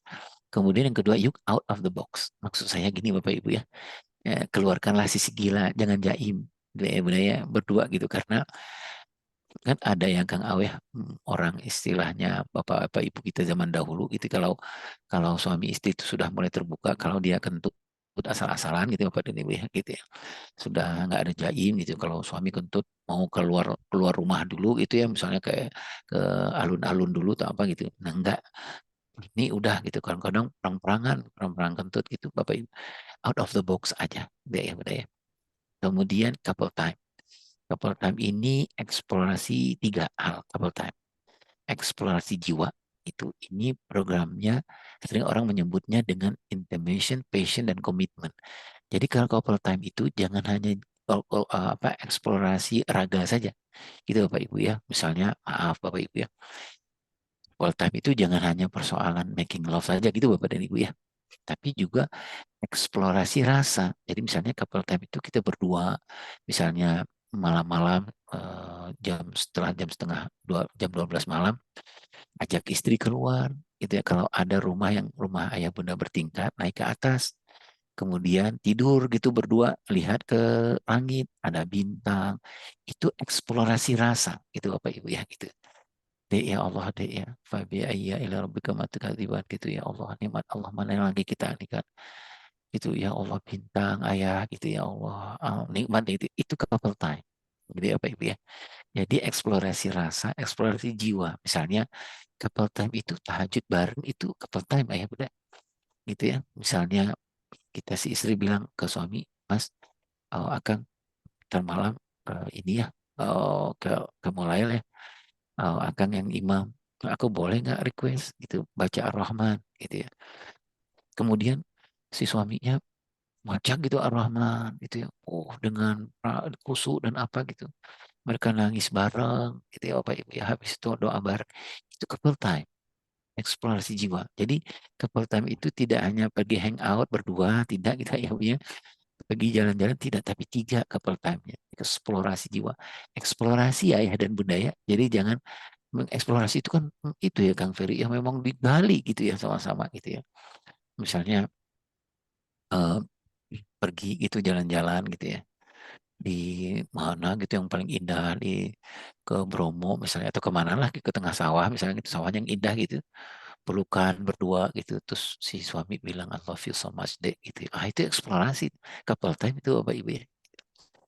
Kemudian program berikutnya itu kenali trigger pasangan. Trigger ini titik-titik yang membuat pasangan kita jadi ngamuk lah gitu Bapak dan Ibu ya. Titik terendahnya dia. Misalnya apa? Saya nggak tahu kalau Kang Au ke pasangannya seperti apa. Misalnya kalau saya, kalau lapar tuh jangan diutak-atik. Kalau lapar ya bisa marah itu saya tuh, lapar gitu misalnya. Kalau lapar ngantuk gitu Bapak Ibu ya, itu oh, puncak-puncak trigger yang hati-hati, dan kita kenalin tuh Bapak Ibu ya. Kalau misalnya suami pulang lihat wajahnya gitu, wajahnya lapar lelah gitu, nggak usah bercanda gitu Bapak ya. Nanti malah jadi ngamuk gitu suami ya. Kemudian yang terakhir itu nyalakan emotional support gitu. Nah, emotional support ini ayah ke dalam dunia parenting itu ada dua. Ada emotional support yang verbal, ada non verbal. Kalau saya mengusulkan ayah dan bunda, emotional support yang paling diminati oleh pasangan kita itu, yang paling gampang tuh non verbal. Ya, bahasa tubuh. Bahasa tubuh itu adalah emotional support yang luar biasa. Nah, ke pasangan kita, ayah dan bunda, misalnya susah kita secara verbal ngomongnya. Aku sayang sama abah, aku ayah, atau aku setuju, atau apa gitu. Susah kadang-kadang ya Bapak Ibu ya. Nah, lakukan dengan non-verbal saja sebenarnya. Lakukan dengan emotional support yang non-verbal. Acungan tangan jempol, dekapan, pelukan, ciuman, dan lain-lain. Itu adalah emotional support yang sangat luar biasa buat pasangan. Yang ketiga, tadi ada tiga ya Kang. Oh ya, tadi menerima, kemudian lakukanlah yang tadi saya sebutkan itu. Yang ketiga, raih bahagia. Jadi kalau kita sudah al-fahmu, sudah apa, gitu raih bahagia. Nah, gimana raih bahagia itu secara ilmu kekayaan nih Bapak Ibu ada 3. Berhentilah pura-pura, pelajari ilmu bahagia, dan kemudian raih bahagia itu. Nah, ini contohnya ayah bunda ya. Berhentilah pura-pura, merasa selalu baik-baik saja, suka sendiri, menyembunyikan perasaan, itu Bapak Ibu ya. Gitu ditanya, kamu bahagia nggak menikah? Gitu. Qadarullah, Allahu Akbar. Nah gitu jawabannya gitu Bapak Ibu ya. Sambil gemes gitu ya. Sambil nangis jawaban ini bener nih bahagia apa enggak gitu ya. Jadi sering menyembunyikan. Kemudian eh, semuanya itu pernikahan itu demi orang. Itu Bapak Ibu ya. Apalagi bagi orang yang public figure gitu ya. Jadi kalau apa-apa di depan umum itu wow mesranya luar biasa gitu Bapak Ibu ya. Panggil sayang gitu. Pas sampai di rumah gitu. Sayangnya lupa gitu ya Bunda ya. Jadi berhentilah berpura-pura semuanya kita demi Allah gitu ya Bunda ya. Ini berat ya Bunda. Bagi saya itu berat banget lah itu Bapak Ibu ya. Dulu kepikiran kalau pergi berdua gitu, wah ini apa pegangan tangan, gandengan tangan gitu ya. Tapi kalau saya urut lagi sebenarnya dalam rangka apa sebenarnya? Itu pura-pura aja gitu Bapak Ibu ya. Supaya orang mengatakan, mesra banget, nah gitu ya, Ayah Irwan dan lain-lain. Berusaha keras tunjukkan betapa hebatnya gitu ya Bunda ya. Menunjukkan gitu ya Bunda ya. Jangan hanya dengan suara tapi tindakan kita. Kemudian yang B-nya pelajari ilmu bahagia. Nah, temukan bahagia sejati, penuhi Allah dan makhluknya. Ini yang saya dapat dari ilmu bahagia yang pertama itu adalah kita akan mendapatkan kebahagiaan ketika kita memenuhi Allah dan makhluknya. Makhluknya itu yang paling dekat ya istri. Gitu ya Bunda ya. Itu kalau kita bicara soal kompak dalam mengasuh. Yang kedua, bahagia itu adalah jurnal rasa syukur. Mudah-mudahan Bapak dan Ibu sepakat ya. Bahagia itu jurnal rasa syukur. Jadi bahagia itu Kang Au, kan kita berpindah dari rasa syukur Alhamdulillah dapat makan ini pagi ini. Gitu ya Bapak Ibu ya. Kemudian kita menyebut lagi Alhamdulillah bisa duha. Bahagia lagi. Alhamdulillah bisa ini. Alhamdulillah bisa ini. Nah katanya bahagia itu adalah jurnal rasa syukur. Jadi kalau begitu Bapak dan Ibu, perbanyaklah jurnal rasa syukur. Nanti Allah akan memberikan kebahagiaan kepada kita. Gitu ya. Gitu Bapak Ibu ya. Gitu ya. Perbanyak rasa syukur, rasa syukur. Bahagia itu adalah seberapa puas akan hidup. Ya, temu makna dan suasana hati. Ini Bapak Ibu sudah lakukanlah insya Allah ya. Kemudian C, raih bahagia. Nah, raih bahagia itu tidak ada di pinggir jalan Bapak Ibu. Bahagia itu mengerti datangi, benahi dan jalankan roadmap pernikahan, roadmap pengasuhan. Ya benar ya. Jadi memang kita proaktif itu. Nah, bagaimana cara untuk menjalankan yang tadi saya sebut roadmap pernikahan, roadmap pengasuhan itu bentuk tim kita terbentuk. Tim itu maksudnya Bapak dan Ibu terbentuk. Berarti Ibu sudah tidak lagi, Bapak tidak lagi bekerja mengasuh itu sendiri-sendiri, tapi sudah bersama-sama. Temukan tujuan dan tadi lalui tahapan-tahapan yang tadi saya sebutkan dalam roadmap pengasuhan, roadmap pernikahan. Kang Aus sebenarnya masih izin sedikit lagi ya Kang Ayah. Kang Ferry, jangan pesimis dengan pernikahan. Ya, pastikan bedakan mana konflik sehat, mana sakit. Kita berkonflik setiap hari dan pernikahan kita iya. Itu karena kita 2.200 perbedaan. Ya, Bunda ya. Nah, cuman bagaimana cara menilai bahagia itu? Ayo kita bedain. Ini konfliknya sehat apa enggak ini? Gitu. Kita mau terusin sampai apa berantem sampai sore sampai malam. Atau kita bilang, oh ini sih konfliknya sakit ini. Gitu ya, nggak benar ini. Kalau konflik sehat kan kita kadang-kadang berdebat dan itu baik ya Bapak Ibu ya. Debat, berdiskusi gitu. Pastikan mana esensi, mana aksesori di dalam pernikahan. Maksud saya, ayo kita checklist Bapak dan Ibu. Mana sebenarnya yang esensi dalam pernikahan kita, mana yang aksesori. Aksesori itu misalnya apa? Ini kebutuhan, bukan kebutuhan primer ini dalam rumah tangga kita misalnya. Ada orang yang kata istrinya, Mas, kita nikah udah lama, ayo mobil dong, cicil mobil gitu. Padahal sebenarnya itu aksesori aja. Dia sendiri, keluarganya nggak butuh sebenarnya. Itu belum esensi dalam keluarga mereka. Gitu ya, benar. Kemudian jauhi prasangka dan asumsi. Ya, jelas ya Bapak Ibu ya, lepas dari belenggu masa lalu, tadi sudah bayar utang pengasuhan, temui konflik atau masalah, kita ya benar ya, jangan dihindari, kita ya bunda. Kemudian bikinlah standar yang realistis di dalam pernikahan kita. Baik, nah itu satu bab. Izin punten ya Kang Ini yang kompak mengasuh. Nah sekarang yang kedua nih kita bicarakan soal setelah kita kompak mengasuh, baru kita bicarakan masalah bonding dan attachment. Ya, kelekatan di masa anak, kunci di masa depan. Sepakat ya Bapak dan Ibu ya, milik Allah SWT. Jadi apa-apa yang kita lakukan di masa kecil pada anak kita, itu nanti akan menentukan di masa depan. Bunda ya. Baik, sedikit lagi. Ayah dan Bunda. Apa itu kelekatan? Kalau ada banyak orang yang mengartikan ayah Bunda.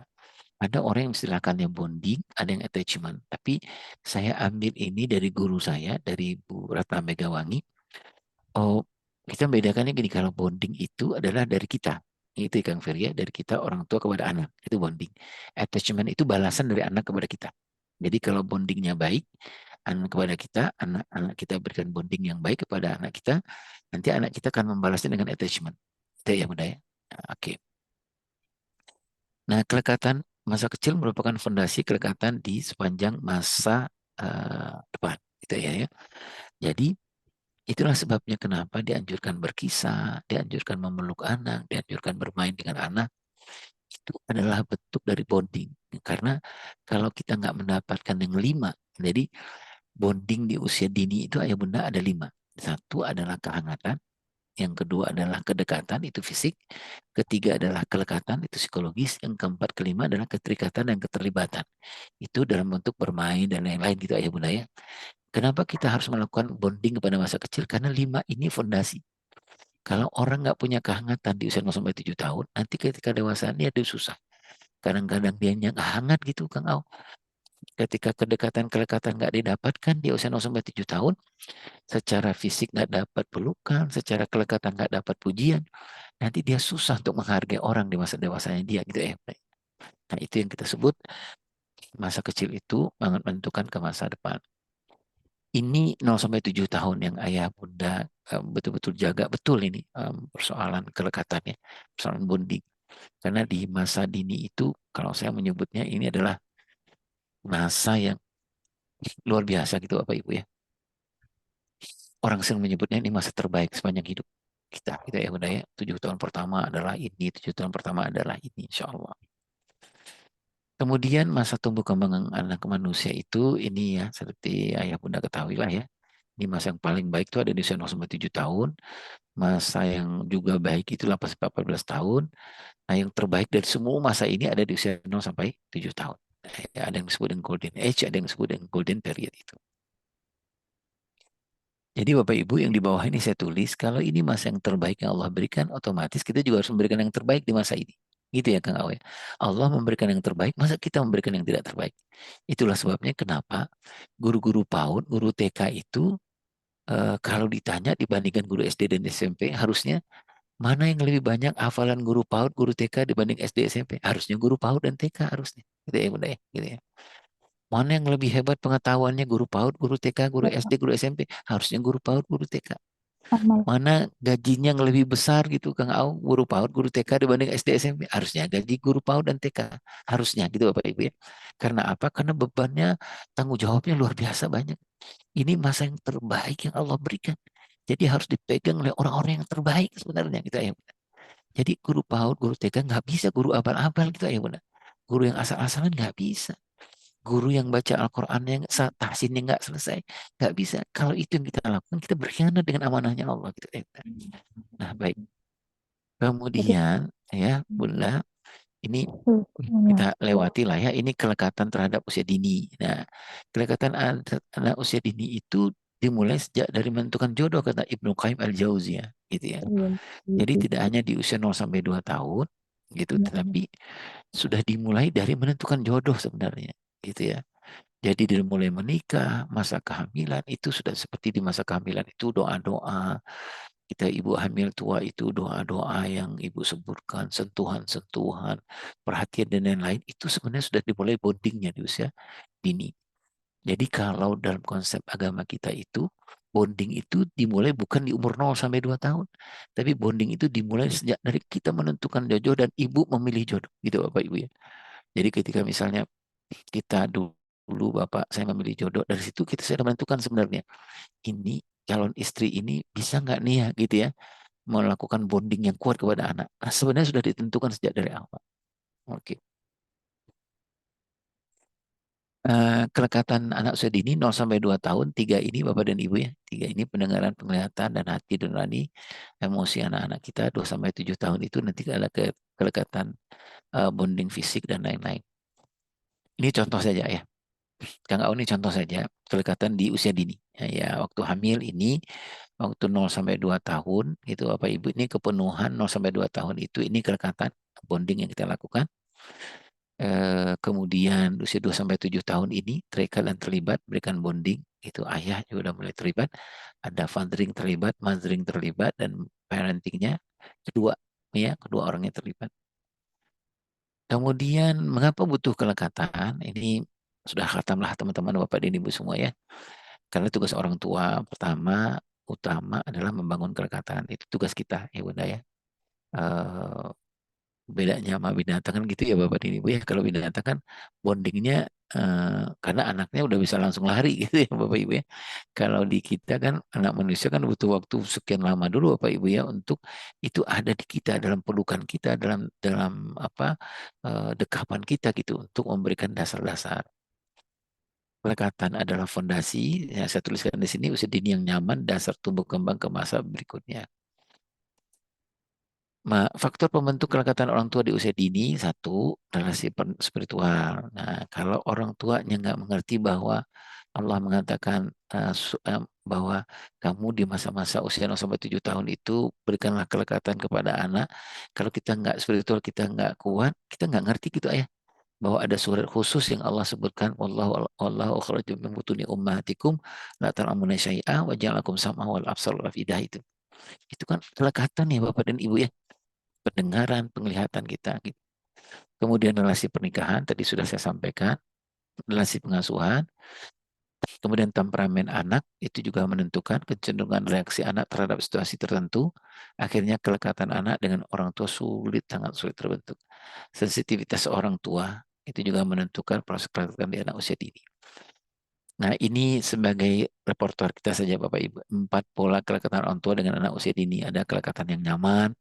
Ini yang pola kelekatan terbaik nih untuk masa usia dini dan masa depan anak-anak dipeluk gitu Bapak Ibu, dicium, terima perasaan dan lain-lain. Ya. Ada kelekatan penghindaran, ada kelekatan tidak konsisten, ada kelekatan penghindaran. Nah, ini yang beberapa contoh kelekatan yang dianjurkan, yang tidak dianjurkan. Ini kalau indikator anak usia dini bermasalah kelekatannya. Jadi ketika 0 sampai 7 tahun, ibu bapak tidak optimal dengan kelekatannya, terjadinya seperti ini. Ini dampak kalau tidak optimal kelekatan di usia dini. Ini gangguan kelekatan sampai dewasa. Lihat bapak ibu ada interaksi sosial yang gagal, gagal inisiasi, kemudian manja berlebihan, sadis, sakit hati, dan lain-lain. Oke. Ini dampak kurangnya kelekatan masa kecil, ini yang di masa dewasa, ini perselingkuhan, perceraian, dan lain-lain, ini di masa balik, narkoba, penyimpangan seksual, dan lain-lain. Nah, kemudian yang harus orang tua lakukan supaya punya bonding yang kuat terhadap anak-anak kita adalah satu, kuatkan kelekatan ilahi, sudah sampaikan, pantaskan diri kita. Pantaskan diri itu maksudnya ketika kita punya anak 0 sampai 7 tahun, ayo kita pantaskan diri kita. Ngerti nggak kita anak 0 sampai 7 tahun itu seperti apa? Apa yang harus kita lakukan? Contoh pola kelekatan Nabi, itu ada beberapa waktu yang Rasulullah anjurkan kepada kita untuk menguatkan bonding kepada anak, kemudian cari dan buat lingkungan. Ini kelekatan ilahiyah ini yang terhubung dengan Allah, tersambung dan tergantung kepada Allah. Kemudian pantaskan diri. Pantaskan diri ini apa ya Bapak Ibu ya, mengerti tentang itu tadi tahap perkembangan. Jadi kalau di dalam seperti berkisah itu Bapak Ibu ya, kalau kita berkisah kepada anak-anak, kita nggak ngerti tahap perkembangan, susah itu Bapak Ibu. Mau sehebat apapun cara kita berkisah, tapi kita nggak ngerti tahap perkembangan anak, itu susah. Ya.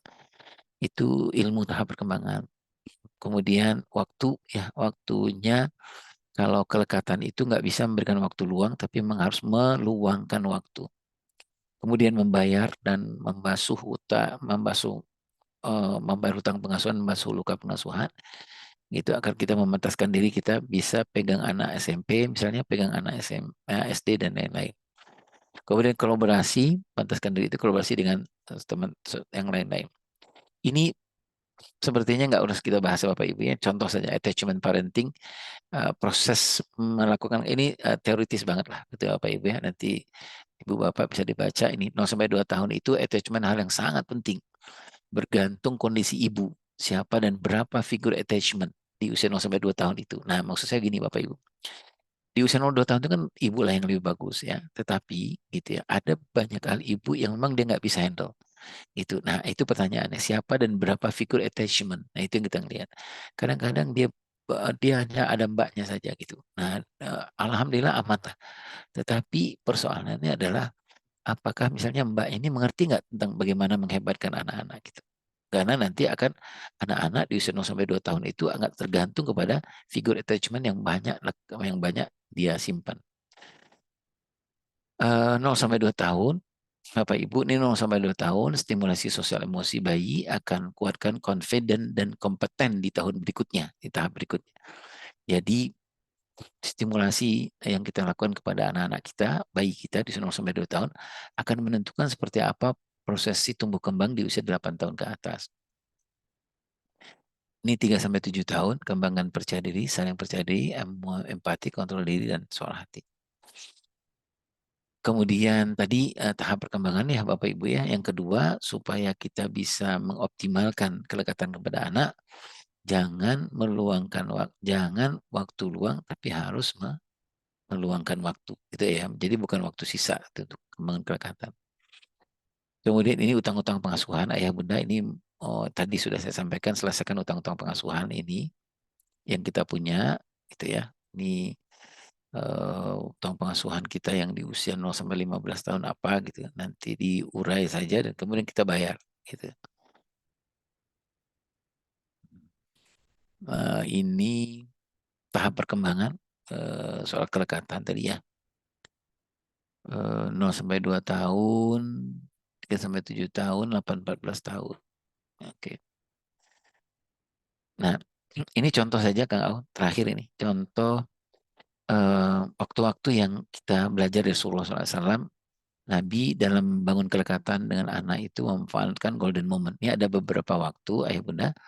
Golden moment itu dua ya, ayah bunda ya. Merebut momen biasa menjadi momen yang emas, gitu ya, Bapak Ibu ya. Yang kedua adalah merekayasa. Ya, merekayasa itu momen yang biasa-biasa saja, tapi kita rekayasa menjadi momen yang luar biasa. Nah, ini ayah pagi yang gembira, waktu makan, siang, kemudian malam gitu apa itu ada golden moment yang sangat luar biasa. Waktu dalam perjalanan, waktu anak sakit, gitu, waktu dalam kendaraan bersafar, kemudian saat makan bersama ayah dan bunda dan saat bersedih, kemudian saat anak sakit, kemudian itulah beberapa yang Rasulullah contohkan kepada kita untuk bisa membangun kelekatan di waktu-waktu yang tadi saya sebutkan itu. Terakhir Bapak dan Ibu adalah mencari lingkungan. Nah, jadi kelekatan itu bisa kita optimalkan kalau kita punya lingkungan yang baik. Ayah mungkin itu yang bisa saya sampaikan, terbatas sekali pengetahuan saya tentang ini. Ayah bunda, sebagai kesimpulan, bagaimana kita kompak mendidik anak yang tadi sudah saya sampaikan, ada acceptance, kemudian jangan berpura-pura, raihlah bahagia itu. Setelah kita bisa lakukan itu, nah lakukanlah memperkuat bonding kita kepada anak-anak kita. Nah, karena apa bonding? Tadi saya sudah menyebutkan bonding itu sesuatu yang penting, menentukan masa depan, apa yang harus kita lakukan pada anak-anak kita. Itu kali Kang Awe, saya punten mah kalau banyak kurang-kurangnya. Allahu a'lam bishawab. Assalamualaikum warahmatullahi wabarakatuh. Waalaikumsalam warahmatullahi wabarakatuh. Alhamdulillah, ayah terima kasih atas pemaparan materinya ya. Tadi ada dua topik utama. Yang pertama terkait tentang kompak dalam mengasuh, yang kemudian yang kedua kemelekatan bersama anak ya, panjang lebar. Tapi tadi jujur li sepanjang ayah menjelaskan, saya sambil bertafakur, bukan tafakur ya, flashback mungkin 6 tahun pernikahan ini. Udah bener gak ilmu ini udah diamalin belum ya? Bahkan nih ngedidik 3 anak nih bener dengan teori masa ya seperti Masya ini. Allah. Tapi betul, satu poin yang mungkin tadi ayah juga singgung di awal, kita kesepakati di awal bahwa betul yang sangat berpengaruh itu ya memang keadaan spiritual kita ya Ayah ya. Yang Iya, insya Allah betul. mudah-mudahan kadang menguasai teori mungkin tidak semua paham gitu ya. Kadang kalau flashback juga ke masa lalu orang tua ayah saya itu termasuk yang jarang sekali ngobrol dengan saya. Memang banyak momen-momen tuh yang saya dapetin dari ibu, tapi bukan berarti mungkin ayah juga tidak sayang. Mungkin bentuk kasih sayangnya dibuktikan dengan momen-momen lain gitu kan. Dengan cara-cara yang mungkin saya tidak bisa melihat itu gitu. Masya Allah, Alhamdulillah. Baik, Ayah Bunda, Alhamdulillah disilahkan kita buka untuk sesi diskusi. Di sesi pertama kita buka untuk 3 kesempatan. Silahkan boleh dinyalakan video dan mic-nya untuk bertanya. Barangkali ada hal-hal yang mau didiskusikan.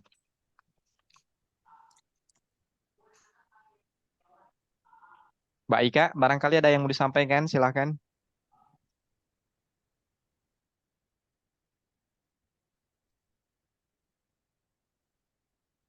Baik, sambil menunggu, barangkali sambil masih menyiapkan pertanyaan, Ayah izin, saya itu ini mau case saja ya mungkin ya Ayah. Iya, Jadi anak saya tuh 3 nih, yang paling gede tuh sekarang udah mau masuk SD. Mau masuk SD, ada dilema sebetulnya gitu ya. Ada dilemanya tuh begini. Ya satu sisi kita kepingin memasukkan ke sekolah terbaik begitu. Tapi kemudian di sisi lain ya dengan saya ada tanggungan juga yang lain, mungkin ada anak yang berikutnya mau masuk TK gitu kan, ada beban yang cukup tinggi ya di tengah mungkin kita juga membangun usaha masih belum stabil begitu. Di satu sisi ingin masukin ke sekolah yang terbaik gitu, di satu sisi terkendala dengan satu ekonomi, dua terkendala juga mungkin dengan apa namanya uh, kalau ke sekolah negeri ya mungkin bukan berarti menjelekkan gitu ya. Ada hal-hal yang memang kita sebetulnya udah notice juga nih lingkungannya agak kurang tepat. Nah, gimana mungkin untuk mengatasi itu, menyikapi itu, Ayah? Supaya saya berpikir bisa nggak ya sekolah negeri bisa sekelas sekolah-sekolah swasta yang boarding, yang apa namanya IT gitu, yang keren lah gitu kan. Gimana ya, Ayah, menyikapi itu? iya, Dan mungkin ini juga dirasakan dengan ayah bunda yang lain yang mau masukin sekolah gitu. iya. Kalau yang pertama, menurut eman saya, mungkin Kang Kau adalah Kau yang paling utama itu mungkin kita evaluasi dulu ya, Kang. Tadi saya menyebutnya umur 7 tahun sebelum masuk ke sekolah SD itu ada masa restrukturisasi. Hmm. Jadi ada sebuah program yang menarik namanya Reparenting Journey. Nah, Reparenting Journey itu adalah kita journey kembali kepada 0 sampai 7 tahun anak kita, gitu ya. Itulah evaluasi yang paling terbaik sebenarnya untuk apakah anak ini pas untuk masuk SD atau tidak, gitu ya. Oke. Karena kalau kita nggak lakukan reparenting journey itu, kita nggak tahu gitu loh kan. Kita Ya. hanya bilang, oh ini sudah umur 7 tahun, itu sudah masuk ini gitu. Jangan-jangan kan umur fisiknya memang 7 tahun, tapi umur psikologisnya masih 5 tahun gitu loh Kang. Gitu. Artinya apa? Kasihan kalau anak-anak sudah masuk ke sekolahan gitu, tetapi dia belum selesai persoalan-persoalan psikologisnya gitu loh Kang. Kehangatannya belum dapat, kelekatan belum dapat, bisa jadi begini Kang. Di umur 0 sampai 7 tahunnya, pertama mungkin bapak ibunya sering bertengkar, itu. Jadi kehangatan itu dia nggak dapatkan, gitu. Jadi ini tadi saya menyebutkan Kang ya, bonding itu menentukan attachment anak di usia 8 tahun berikutnya. Hmm. Bonding itu seperti yang tadi saya sebutkan itu. Kalau kehangatan kehangatan di usia 0 sampai 7 tahun itu sering bapak ibunya sering bertengkar, itu di depan dia gitu ya. Kalau itu tidak terbenahi, kita nggak melakukan reparenting journey itu, nanti anak-anak 8 tahun ke atas ya bisa jadi Kang ya, bisa jadi dia minderan orangnya gitu ya. Bisa jadi karena dia sering melihat bapak ibunya bertengkar, self image-nya yang tadi saya sebut itu kan, Citra dirinya. citra diri itu buruk kan gitu ya. Mendingan kita benahi itu dulu kan, karena hidupnya kan masih panjang ke depan gitu loh Kang ya. Itu terlambat 1 tahun juga nggak apa-apa gitu Kang ya, daripada nanti jadi kacau hidupnya masa depan. Toh proses tarbiyah yang kita lakukan pada anak kita, proses pendidikan kita lakukan kepada anak kita bukan untuk sekarang kan gitu kan ya, kita untuk ke depan gitu ya. Nah, menurut hemat saya cek dulu ini, lakukanlah reparenting journey itu Kang, Siap. itu. Oh, kehangatan gitu. Oh iya, kita bilang kepada pasangan, Dek, maaf ya dulu di usia 0 sampai 7 tahun kita banyak bertengkarnya gitu ya. Banyak anak-anak kita menyimpan kosakata dan kosakata yang buruk gitu, sehingga emosinya negatifnya lebih banyak. Anak kita 7 tahun misalnya Kang ya gitu, gampang nangis, apa aja nangis, gampang marah, gampang apa gitu. Jadi di dalam dirinya itu emosi negatifnya banyak gitu loh Kang, karena tadi itu. Terus yang kedua kita cek dalam parenting journey itu adalah kedekatan. Kedekatan itu fisik Kang, biar anak-anak kita nggak gampang dibully, nggak gampang terpengaruh secara fisik kepada orang lain, nauzubillah gitu. Cek kedekatannya gitu. Dia optimal nggak dulu waktu 0 sampai 7 tahun dipeluk gitu kan. Dipeluk, dicium, didekap dan lain-lain. Nah, kemudian yang ketiga yang perlu kita cek adalah kelekatan. Kelekatan itu psikologis kan, pujian dan lain-lain. Nah, keempat kelima adalah keterikatan keterlibatan. Seberapa dulu kita di usia 0 sampai 7 tahun kita terlibat dan terikat dengan anak-anak kita dalam bermain misalnya, dalam berkisah dan lain-lain. Kang, itu yang kita evaluasi lebih dahulu gitu ya Kang ya, sehingga kita menjadi yakin ini anak memang sudah sangat pas untuk dilepas gitu loh Kang. Ya. Ya, karena umur 7 tahun ke depan, 7 tahun ke atas itu kan keterikatan dia terhadap ayah ibunya sudah mulai berkurang pelan-pelan gitu ya Kang ya. Gitu. Ya. Itu satu. Yang kedua menurut hemat saya adalah marilah memilih sekolah itu bukan karena apa ya Kang embel-embelnya, tetapi menurut hemat saya pilihlah sekolah yang sekolah itu tidak menjual fasilitas gitu loh Kang. Gitu. Tapi intinya adalah sekolah itu mengatakan bahwa nih guru kami berkompetensi dan berkompetisi. Guru kami mengerti, guru kami kelas 1 mengerti tentang apa yang terjadi di anak kelas 1. Gitu ya. Guru kami ini kelas 2, yang ngajar kelas 2 mengerti apa yang terjadi di anak kelas 2. Walaupun sekolahnya nggak bagus kan, gitu, bangunannya nggak bagus tuh apa, menurut hemat saya itulah sekolah yang terbaik sebenarnya.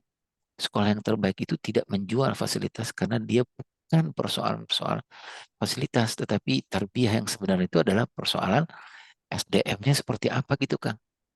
Jadi guru laki-lakinya bisa nggak menjadi seorang ayah gitu. Guru laki-lakinya mengerti nggak kalau dia kelas 4, 5, 6, 7, 8 itu memperlakukan anak laki-laki seperti apa gitu ya. Nah menurut anak saya itu. Nah jangan kita kejebak itu sekolahnya nggak bagus gitu. Sekolahnya banyak program ininya, program ini gitu. Jangan-jangan memang sekolahnya itu yang nawar-nawarkan gini loh Kang, misalnya masukkan anak ayah, anak bapak ke sini, saya jamin soleh gitu misalnya. Gitu. Menurut saya ini nggak pasti jadi sekolah gitu Kang. Atau sekolah yang masukkan anak bapak 5 pendaftar pertama dapat panci misalnya gitu lah. Gitu. Nah ini menurut saya yang perlu juga kita cek gitu. Nah karena sesungguhnya Kang mungkin 0 sampai 7 tahun itu kan sebenarnya adalah masih milik orang tua ya Kang ya. Masih fondasi-fondasi yang kita tanamkan, fondasi tauhid, fondasi contoh nih Kang, rumahnya, misalnya sekolah dengan rumah.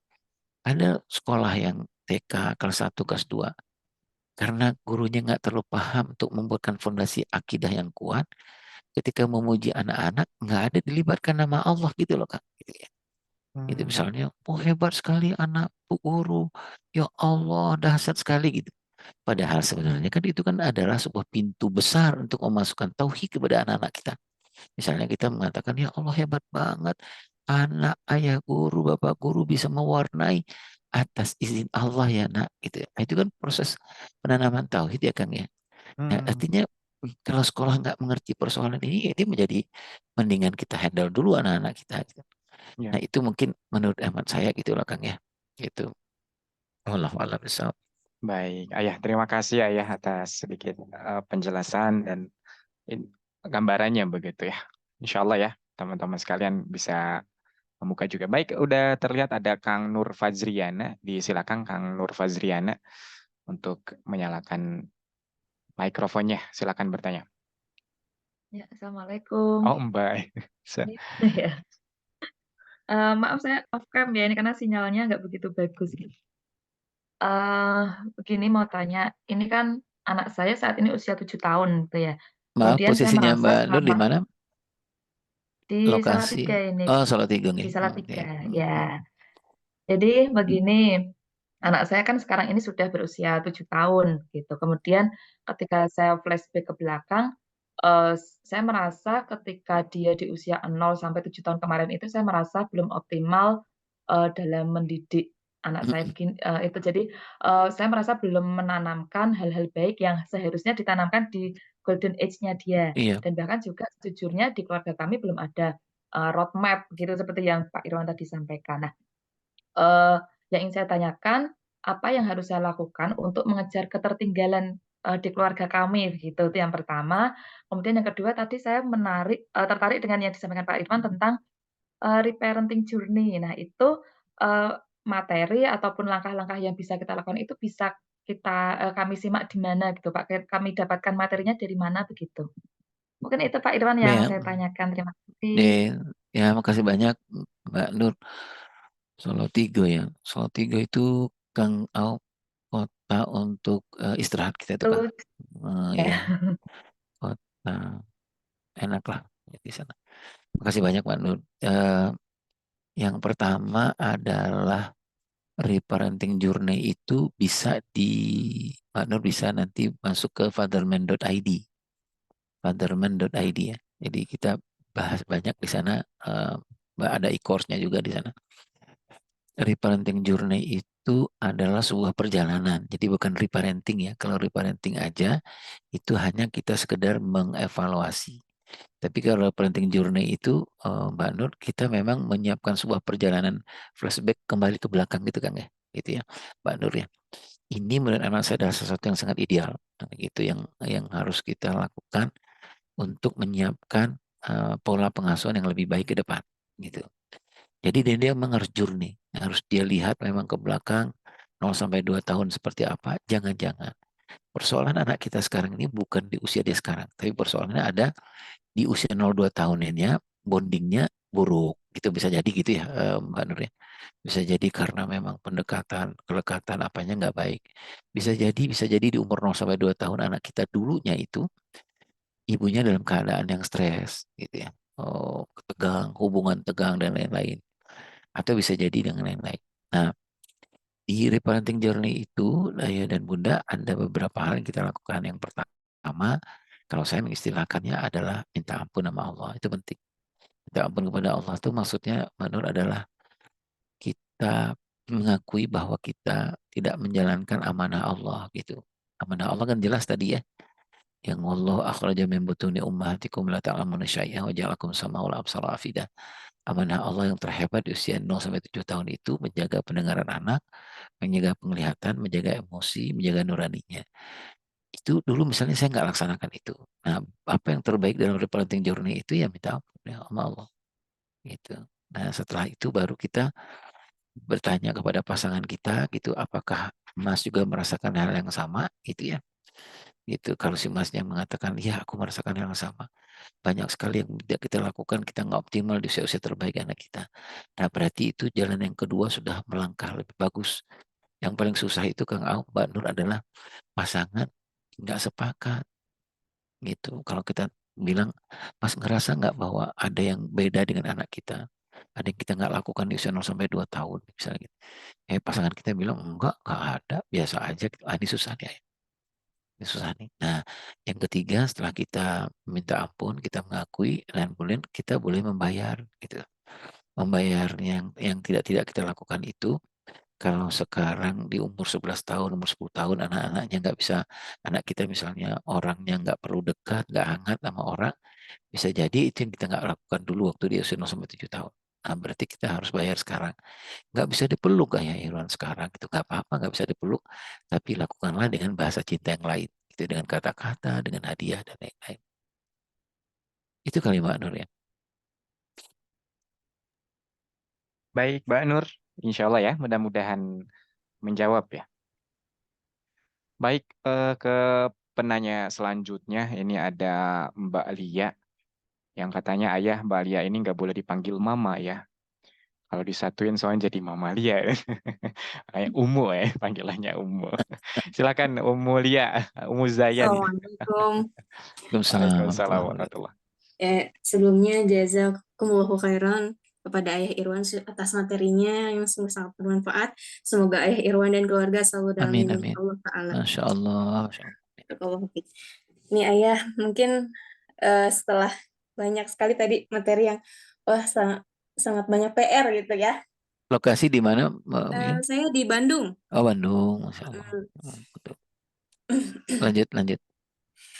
Sepertinya PR saya tuh kayak misalkan hutang pengasuhan untuk anak-anak saya, dan Iya, qadarullahnya itu ya memang kerasa banget ketika sekarang anak saya usia 8 tahun, iya, ngelihat anak tuh ketika dipanggil nggak langsung respon, iya.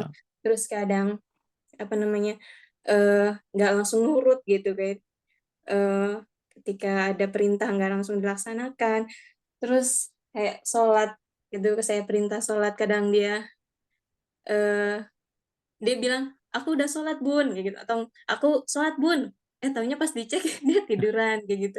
Mungkin memang ada yang salah dalam pendidikan saya yang terapkan kepada anak-anak. Dan qadarullahnya juga ayahnya meninggal Ya bulan Ramadan Allah, ya kemarin. Allah.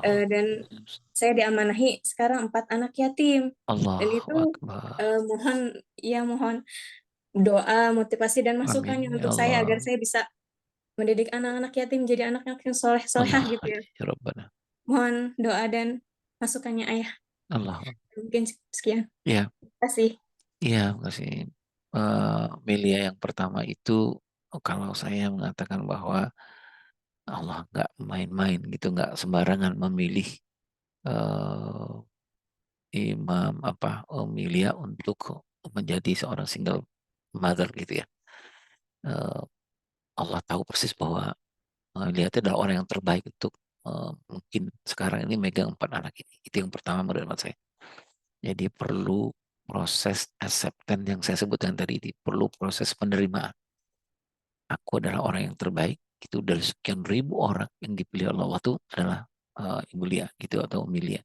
Itu dulu gitu ya, supaya vibe kita positif, supaya kita tidak menjadi pesimis, kita nggak menjadi aduh gimana ya 4 gitu ya. Emang yang terbaik sudah gitu. Gitu. Allah sudah siapkan paketnya untuk menjadi ibu sekaligus bapak gitu untuk sementara waktu dengan anak yang 4 ini. Itu yang pertama. Yang kedua adalah kalau saya mengusulkan anak-anak itu Bunda, di usia 8 tahun itu anak-anak itu kebutuhannya terhadap ayahnya lebih banyak kebutuhan psikologi sebenarnya. Gitu ya. Karena itu masih Bunda bisa handle tuh 0 sampai 8 tahun. Dia kalau nggak terlalu sering ketemu dengan ayahnya sebenarnya nggak ada masalah. Tapi jangan sampai dia nggak bertemu secara psikologis dengan ayahnya. Nah, kebutuhan psikologis ini bisa Bunda handle ini. Ya, bisa Bunda handle. Tapi kalau anak-anak yang nanti dia bertumbuh dari umur-umur memais, umur-umur 9-10 tahun ke atas itu, kebutuhan dia memang nggak bisa tergantikan dua. Kebutuhan secara fisiknya ayah, psikologisnya ayah. Gimana caranya ayah Irwan untuk itu? Ya, seperti yang Bunda Hajar lakukan. Ketika Nabi Ismail kebutuhan terhadap fisik dan terhadap psikologis ayahnya dia butuh banget. Bunda Hajar kalau setiap ada kabilah yang datang ambil air zam-zam, Bunda Hajar nanya gitu, wahai kabilah, engkau dari mana? Kabilah mana? Kabilah X. Apakah kehebatan kabilah engkau? Oh, kami hebat berburu. Kalau begitu ajarkan Ismail berburu. Jadi Bun, berarti usia-usia yang 10 ke atas itu bisa kita melibatkan tokoh laki-laki yang lain. Apakah itu saudara-saudara kita itu untuk mengajarkan kebutuhan fisik anak dan kebutuhan psikologis anak terhadap ayah. Atau kalau nggak ada juga ke sekolah. Makanya tadi Kang Au saya bilang memilih sekolah itu tidak kepada fasilitas. Fasilitas itu penting-penting. Yang paling penting sekali itu adalah kompetensi dan kompetensi gurunya. Gitu ya benar. Jadi itulah sebabnya nanti karena apa kompetensi dan kompetensi gurunya? Karena nanti akan banyak nih anak-anak yang datang memohon, minta bantuan kepada para guru laki-laki khususnya untuk menjadi dalam tanda petik menjadi ayah sementara gitu ya benar. Yang memenuhi kebutuhan fisiknya, kebutuhan psikologisnya anak-anak yang yatim atau anak-anak yang memang tidak punya ayah gitu. Atau anak-anak yang memang punya ayah tapi dia nggak punya ayah sebenarnya. Ya benar. Itu saran saya kepada Bunda Lia gitu. Jadi kolaborasi lah itu. Yang pertama itu acceptance, terimalah. Jangan banyak mengeluh kepada orang lain. Seperti Bunda Hajar saja, dia mengeluh hanya kepada Allah. Itu naik ke Bukit Safa, dia mengeluh kepada Allah. Naik ke Bukit Marwah, dia mengeluh kepada Allah gitu. Jadi itu kita kenapa gitu? Karena kita yakin betul bahwa pilihan menjadi seorang ibu single mother dan lain-lain itu nggak keluar dari skenario Allah. Allah sudah tetapkan skenario itu. Yang kedua berikutnya yang tadi itu ayah kebutuhan, bunda kebutuhan anak terhadap ayahnya 0 sampai 8 tahun, 8 sampai umur 15 tahun. Allahu a'lam bishawab. Baik, Umulia mudah-mudahan menjawab ya apa yang ditanyakan. Baik, Alhamdulillah. Ayah izin 5 menit terakhir. Ini Baik, mungkin pertanyaan terakhir juga ya. baik. Di kolom chat ada dari Umi Danis dan Arsyad. Wah, ini ada yang tanya. Izin saya bacakan. Bagaimana caranya mengatasi kelekatan yang bermasalah untuk anak usia dini karena salah asuh yang kita lakukan? Misalkan, anak menjadi temperamen dan citra dirinya rendah.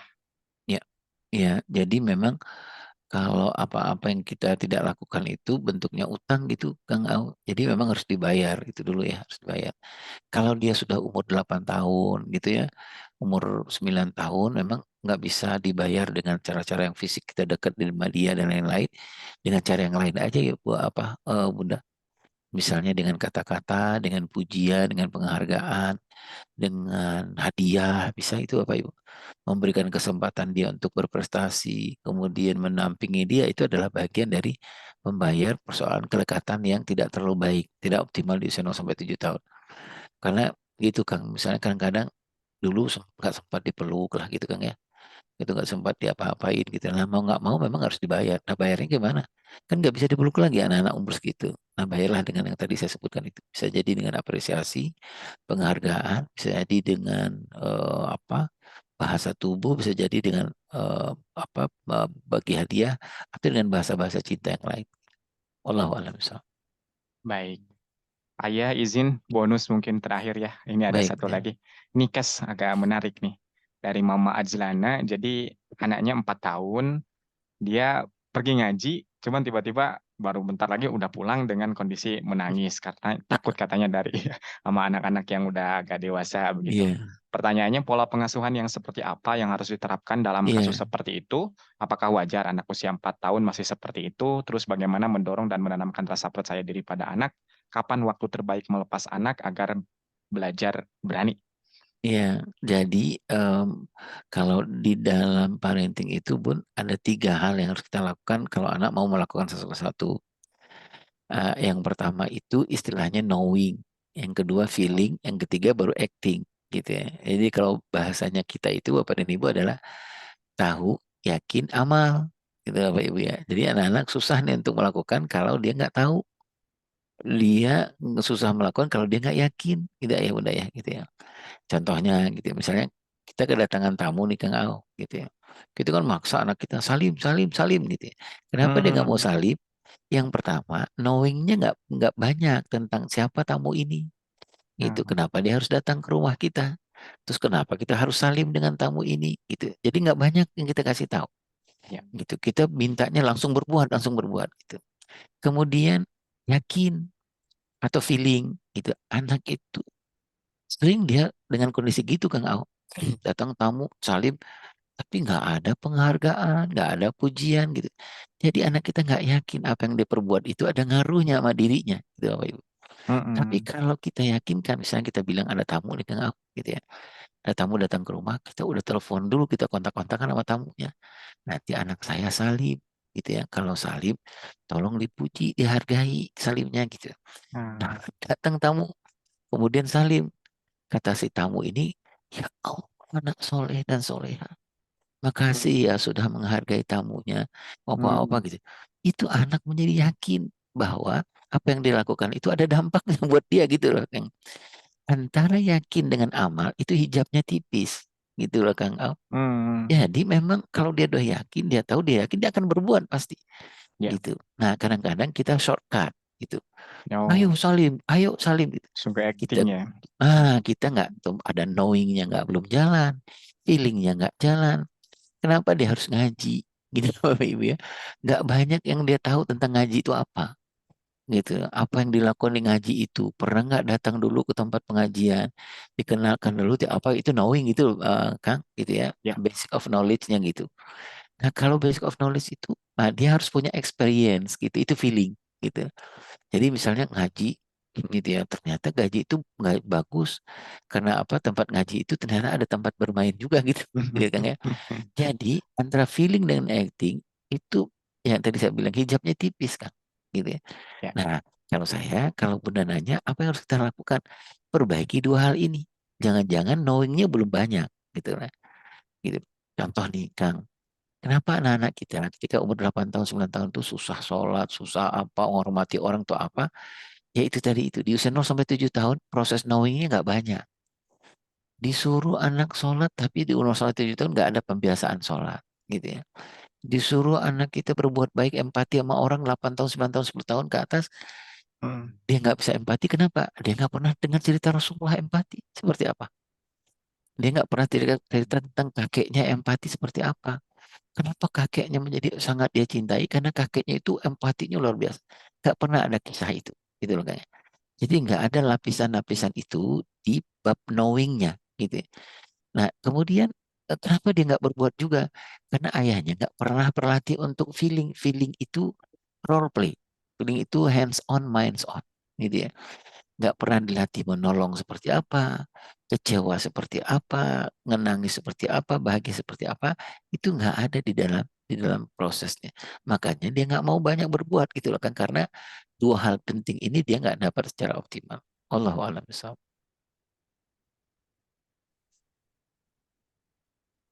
Siap. Alhamdulillah. Alhamdulillah.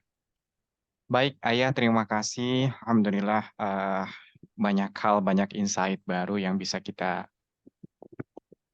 ambil ya dari pertemuan kita dari tadi lepas zuhur hingga sore hari ini. Insya Allah mudah-mudahan ilmu-ilmu yang disampaikan oleh Ayah bermanfaat untuk kita semua.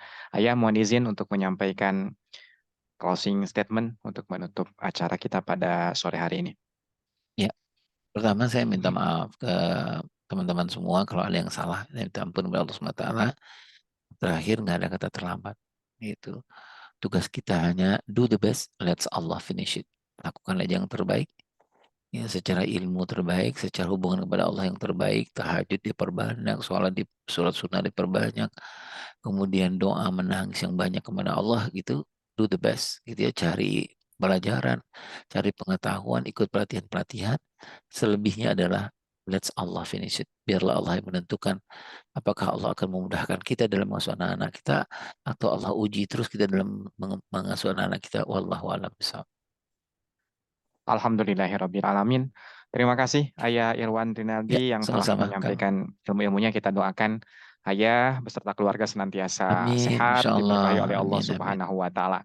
Amin ya Allah Amin, ya amin, Rabbal amin. Alamin. Ya Allah. Alhamdulillah. Baik Ayah Bunda dimanapun berada, Alhamdulillah sudah mau menjelang asar ya.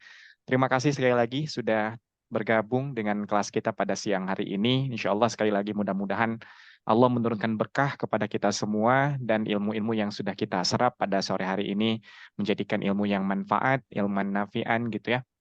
Bisa kita amalkan juga untuk khususnya keluarga kita dan umumnya bisa kita sambung siarkan juga kepada saudara-saudara kita. Insya Allah. Jangan berhenti di kita dapat ilmu yang baik, yang manfaat. Insya Allah kita berusaha untuk amalkan juga seperti itu. Baik, sama-sama mari kita akhiri majelis kita pada sore hari ini dengan sama-sama membacakan lafaz hamdalah alhamdulillahirabbil alamin. Doa kifaratul majlis, subhanakallahumma wa bihamdika asyhadu an la ilaha illa anta astaghfiruka wa atubu ilaik. Terima kasih semuanya untuk Saya pamit ya, informasi. Kang. Siap Ayah, Pamit terima Bapak kasih. dan Ibu, mohon maaf lahir batin. Syukran. Assalamualaikum warahmatullahi wabarakatuh. Waalaikumsalam warahmatullahi wabarakatuh. Ayah Bunda, untuk informasi lebih lanjut terkait kelas, insya Allah akan disampaikan nanti informasi-informasinya di grup ya bersama Kang Ferry Aldina. Mohon izin tadi Kang Ferry ada rapat yang tidak bisa ditinggalkan, tapi insya Allah juga masih ada di room kita sore hari ini. Demikian sahabatku yang baik, insya Allah mudah-mudahan sekali lagi Allah Subhanahu wa Ta'ala senantiasa memberikan keberkahan kepada kita semua. Saya Kang Awe, mohon maaf lahir dan batin. Saya tutup dengan walafu minkum. Assalamualaikum warahmatullahi wabarakatuh.